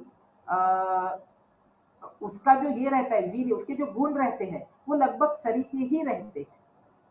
तो ये एक इंपॉर्टेंट है, इसलिए मैंने शीतोष्ण क्रम इस हेतु को माना. जो आज के हाइपरटेंशन का भी हेतु है. आज आपको ये स्किन डिसीजेस में अलग अलग स्किन डिसीजेस में भी मिलता है आपको, और बाकी के जैसे कि ग्रंथि जैसी कंडीशंस में, शोथों में भी आपको मिलता है. तो ये हेतु पर हमको फोकस करना पड़ेगा. उस पश्चात आम विष्टभ्यो कोष्णः निष्पिपासो अपि पिबेत. लेकिन कुछ कंडीशन बोलकर भी रखिए कि आप यहाँ पर थोड़ा थोड़ा जल, प्यास नहीं लगी तो भी दे सकते हो. यावंत क्लेदयति अन्नम, बस कब तक अन्न क्लेदन होकर आपको अच्छा फील हो और अग्निनाशन यानी कि अग्नि अच्छा हो जाए. तो ये सब बाकी के तो आपको पता है, ये फेमस है, सब फेंक के मारने में बहुत काम में आते हैं किसी को भी. ऐसे ये श्लोक है, फेंक के मारने में ही नहीं, प्रैक्टिस में भी काम में आते हैं. अब इसके बारे में फिर से मॉडर्न की चर्चा. मॉडर्न में भी ये प्रूव हो चुका है, खुद यूरोलॉजिस्ट अभी मानने लगे हैं कि यदि आप 2 लीटर तक का जो सिनारियो है, 2 लीटर पानी पीना चाहिए, ये ब्लाइंडली अगर फॉलो कर रहे हो तो कहीं तो भी गलत कर रहे हो. ये यूरोलॉजिस्ट भी मानना उन्होंने शुरू किया हुआ है और वो बताना शुरू किया हुआ है. फ्रेंड्स, हमको आज की ये स्थिति को पहचानना पड़ेगा. जिस दिन मॉडर्न साइंस को अग्नि का और जल का और ये हमारे हेतुओं का कंसेप्ट समझ में आ गया, उस दिन हम लोग शायद बैकफुट पर जाने के चांसेस रहेंगे. इसलिए उससे पहले हमको ये सीखकर प्रैक्टिस करके सिद्धांत को ये सही है या गलत है ये पड़ताल करके देखना बहुत आवश्यक है. उसका असेसमेंट करके देखना बहुत आवश्यक है. हम ब्लाइंडली नहीं फॉलो करेंगे. आयुर्वेद में दिया है तो भी ब्लाइंडली हम नहीं सोचेंगे अगर हम आज के हिसाब से चल रहे हैं. लेकिन जो दिया हुआ है उस पर विश्वास रख के हम करके देखने की कोशिश तो करके देख सकते हैं. हो सकता है हमको अगर कुछ गलत मिल रहा है तो हम उसके ऊपर और कुछ मार्ग निकाल पाए. तो ये क्लियर कट रेफरेंस है, आपको इंटरनेट पर मिल जाएगा. असम्यक मात्रावत भोजन ये हो चुका है रेफरेंस. अब अजीर्णाशन के लिए भी एक रेफरेंस आया हुआ है. ये तो स्टडी हुआ है, ये भी फॉरेनर्स ने दिया हुआ है. NCBI NLM-NIH-gov.com पर आपको ये मिलेगा. उन्होंने अजीर्णाशन का एक्सप्लेन नहीं किया. उन्होंने अध्यशन और अजीर्णाशन जो है ऐसे सिमिलर, हमने आहार 2 बार दिन में अगर करते तो हम स्वस्थ रहते हैं, ऐसा अग्रय संग्रह ने बताया हुआ है. तो ये जो है ये इनडायरेक्टली इन लोगों ने प्रूव कर दिया. क्यों था ऐसा? तो डायबिटीज में मल्टीपल टाइम ईटिंग का कंसेप्ट बीच में चालू था, ठीक है, तो आप थोड़ा थोड़ा बार बार खाओ. अब इस पर भी लोगों ने उनकी एक ये जो मॉडर्न लोगों की हमको सीखने की आवश्यकता ये है, उनकी ये पद्धति हमको सीखने की आवश्यकता ये है कि वो लोग अपनी गलतियों को, मेरी ये चीज जो मैं कर रहा हूँ ये बराबर है या गलत है, ये बार बार चेक करके देखते रहते हैं, है ना. पहले पानी बहुत पियो बोलना शुरू किया, अभी पानी को कंट्रोल में पियो, अपने प्यास के हिसाब से पियो, ये बोलना शुरू कर दिया उन्होंने. ठीक है, वैसे ही इसके बारे में हुआ है. अभी ये जो स्टडी मैंने आपको बताया हुआ है, आप देख लेना, स्नैप निकाल के रख देना और जाकर इंटरनेट पर डाल देना. शायद मैंने स्नैप भी लिया हुआ इसका, देख लीजिए. यहाँ पर क्या कहा हुआ है. Further most recent prospective research has demonstrated a significant increase in the disease risk with high meal frequency. अगर आप 6 टाइम से ज्यादा, जैसे कि नाश्ता किया, खाना खाया, शाम को स्नैक्स लिया, रात में नाश्ता किया, सोते वक्त कुछ तो भी खाकर सोए, ऐसा 6 टाइम का अगर आप मील ले रहे हो तो आपकी डिसीज फ्रीक्वेंसी बढ़ सकती है as compared to low meal frequency. आगे जाकर ये डिसीजेस भी बता देंगे हमको कि कौन से डिसीजेस बढ़ेंगे, ठीक है। तो ये हमको समझना पड़ेगा और इसका फिजियोलॉजिक इफेक्ट कैसा होता है ये भी हमको समझ में आ जाएगा। तो यहाँ पर ये पेपर आप पढ़ सकते हो, बहुत अच्छा पेपर है और ये भले ही हमने प्रूव नहीं किया है लेकिन हमारे शास्त्र को आधार है, इसका हम बिल्कुल यूज कर सकते हैं ये रिसर्चेस का, ठीक है। तो इसीलिए हमारा साइंस ये फेक है ऐसा वगैरह कुछ स्टूडेंट के दिमाग में भरा जाता है, ये क्या है, ये चीज सब गलत चीजें है, कुछ भी बता कर रखा हुआ है, वो ध्यानस्थ बैठ गए थे और उनको अचानक से वो ब्रह्मा जी याद आए वगैरह वगैरह, ये बहुत गलत जो बताया जाता है। हमारे ही लोग, हमारे शास्त्र के, हमें पर शत्रुओं से ज्यादा डर हमारे ही शत्रुओं का, हमारे ही लोगों का है जो थोड़ा सा हमको, जैसे कि हमारा जब बीएमएस का एडमिशन ली थी तब सीनियर ने बता दिया था कशाला इकडे आला, तो ये सब चीजें हमको थोड़ी सी बंद करने की जरूरत पड़ेगी। विरुद्धासन का कंसेप्ट है, अभी मैं बोलूंगा नहीं, सर का हम देख सकते हैं। ये सब डिसीजेस यहाँ पर दिए हुए हैं, ये जो डिसीजेस, इतने डिसीजेस नहीं होते, इससे अलावा आसन के डिसीज हो सकते हैं। उस काल में इतने डिसीजेस ज्यादा मिलते थे, इसलिए उन्होंने इनका उल्लेख करके रखा है। संतर्पण हेतु चरक सूत्रस्थान 23वां अध्याय, वहां पर आइए, वहां पर मिल जाएगा। अब आज के काल में मिलने वाले डिसीजेस हमको ये मिलते चिकित्सा स्थान के पहले अध्याय में। देखिए रचना कितनी सुंदर की हुई है, कहां पर क्या बताना, ये बहुत ही विचार पूर्वक इन्होंने बताकर रखा हुआ है। ये एक हो गया। अब ये सर के ही बुक में से, चरक वहन में से ही निकाले हुए ये सब हेतु है, जो हमको, जिनको समझता नहीं है हेतु कैसे निकाले, वो इनको रट लो और ये रुकना में पूछना शुरू कर दो और बदलना शुरू कर दो, आपको रिजल्ट आना शुरू हो जाएगा। लेकिन रटने से बेटर समझ के लिया तो आप हेतु भी ढूंढ पाओगे, नए नए हेतु ढूंढ पाओगे, ठीक है। तो ये सब, ये हमारा नहीं था, ये सब सर का है, आचार्यों का है। चिकित्सा सिद्धांत, ये बहुत ही इंपॉर्टेंट चिकित्सा सिद्धांत है। चरक सूत्र स्थान 22 अध्याय, लंघन ध्वनि अध्याय में इन्होंने क्लियर कट मेंशन किया हुआ है कि बृहत शरीराः प्रभूत दोषाः, इनमें शोधन करो। आप, हमको समझना चाहिए ना कि मुझे शोधन कहाँ पर करना है, पाचन कहाँ पर करना है, उपवास कहाँ पर करना है, पिपासा, इसको चिकित्सा के रूप में कहाँ पर करना है, कहाँ पर मुझे पेशेंट को बोलना है कि तुमको तृष्णा निग्रहण करनी है। हर बार डरते नहीं रहना है हमको तृष्णा निग्रहण कराने से, तो ये मुझे समझना चाहिए। तो ये क्लियर कट टैगलाइंस दी हुई है इन्होंने, प्रभुत दोष श्लेष्म पित्ताश्रमलाः बृहत शरीरा बलिनो, ये लंघनीय है, 10वीं लंघन में आप कर सकते हो। बाद में मध्य बला रोगाः, मध्य बल रुग्ण, इसमें पाचन करोगे। उस पश्चात अल्प बल गद अगर है तो इसमें पिपासा उपवास का प्रयोग करना पड़ता है, जो हमने अभी ये ट्रीटमेंट में करा हुआ है। उसके बाद अगर बलवान को मध्य बल व्याधि हो रहा है तो उसको किसे ट्रीटमेंट करनी है, बल उत्तम है और उसको आमवात है तो आप केवल आतप सेवन कराकर और व्यायाम कराकर, सूक्ष्म व्यायाम कराकर उसका शोथ और वेदना कम कर सकते हो। ये ऑब्जर्व करने वाली चीज है और ये ऑब्जर्वेशन में हमको देखने को मिलता है। तो this is from my side. BM Hegde sir का एक बहुत ही सुंदर वाक्य है, there is no pill for every ill but definitely there is a pill for ill for every pill. इसलिए अभी हमें औषध योगविद बनना है या तत्वविद बनना है, ये हमको थोड़ा सा सोचना पड़ेगा, क्योंकि हर बार मेडिसिन हमारे काम में आएगी ऐसा हम नहीं बोल सकते। कहीं कहीं पर हमारे पास तो मेडिसिन भी नहीं रहेगी। ये हमको तब ऑब्जर्व करने को मिलता है जब हमारे सामने कोई किसी पेशेंट को आक्षेप आते हैं और हम मिट्टी को भी प्रथमन में यूज कर पाते हैं, प्रथमन रूप में यूज कर पाते हैं। हम पास के लवण को भी प्रथमन रूप में यूज कर पाते हैं। हम पेपर के टुकड़े को भी प्रथमन या फिर इरिटेटिंग के रूप में यूज कर पाते हैं। ये समझने के लिए हमको योगविद बनना थोड़ा सा टालना पड़ेगा। चरक सूत्रस्थान पहला अध्याय का ये रेफरेंस है जो मैंने अभी बोला, and this is from my side, rest all. और इस सब में सबसे इम्पोर्टेंट चीज मेरे गुरुओं का, आप सभी का, जिन्होंने मुझे यहाँ पर काम करने के, मतलब ये मेरा प्रेजेंटेशन करने के लिए अनुमति दी, और एक जो है मेरे लिए, मैं इसको गुरु दक्षिणा मानता हूँ कि मुझे ये सर के इससे विषय रखने के लिए चांस मिला। बहुत धन्यवाद सर, आपकी वजह से जो लाइफ थी ना वो टर्न हो गई। चेंज हो गई। और इसके लिए जो लाइफ चेंज हुई थी, टर्न हुई थी, उसके लिए भी कारणीभूत जो मेरे आनंद तेंदुलकर सर थे। सर के पास फर्स्ट टाइम जाने के लिए आनंद सर ने मुझे स्पॉन्सर किया हुआ था, इसलिए उनका नाम मैं वो जिंदगी भर ये नहीं भूल पाऊंगा। मेरे ख्याल से 2008 की ये बात थी, उस वक्त मैं सर से पहली बार मिला था। उसके बाद ऑनलाइन ही सर से पढ़ा हूँ और बार बार सर से बात, सर को मेरे ख्याल से मैं काफी तकलीफ देता हूँ, हर बार बहुत तकलीफ देता हूँ। और सर एक मतलब बहुत ही सर की ये महानता है कि सर कभी हमको ये नहीं करते, और उनसे ये चीज भी हमने सीखी है कि हम भी किसी को नाराज नहीं करेंगे। धन्यवाद सर, धन्यवाद team Ananta Ayurveda Amrit Mahotsav team. Thank you very much. I rest from my side.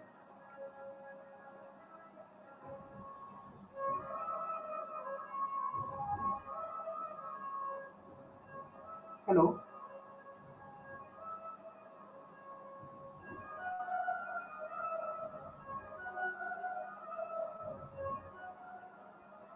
Onkar ji. Hello,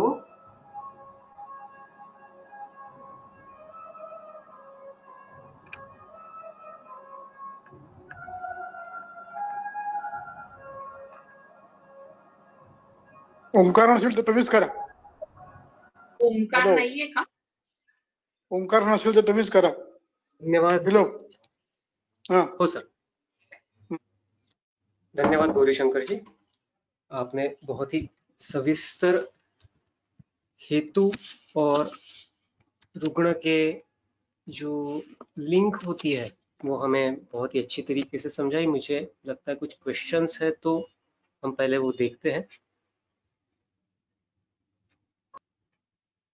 ji sir, बिल्कुल क्वेश्चन के लिए ओपन है, कोई प्रॉब्लम नहीं है, आप बिल्कुल पूछ सकते हैं। आपने संसर्जन क्रम में बटी का उल्लेख किया था, तो वो कौन सी आपने बटी बताई थी? क्या सर, मैं सुन नहीं पाया।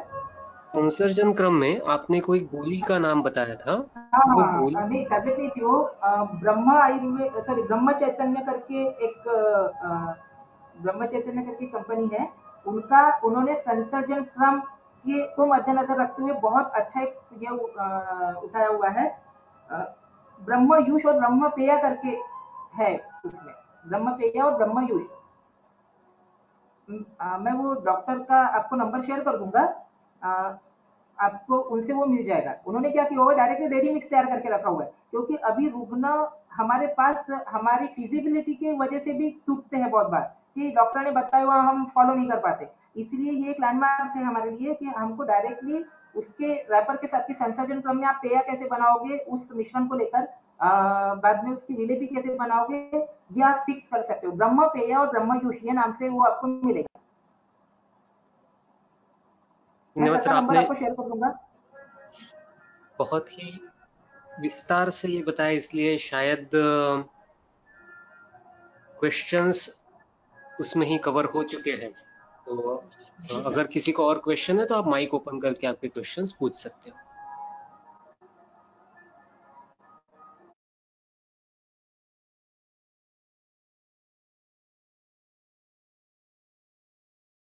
मैं धर्माधिकारी सर से निवेदन करता हूं कि वो हम सबका मार्गदर्शन करें। हो. गया मॅडमला सांगा. गया मॅडम समारोप करतील.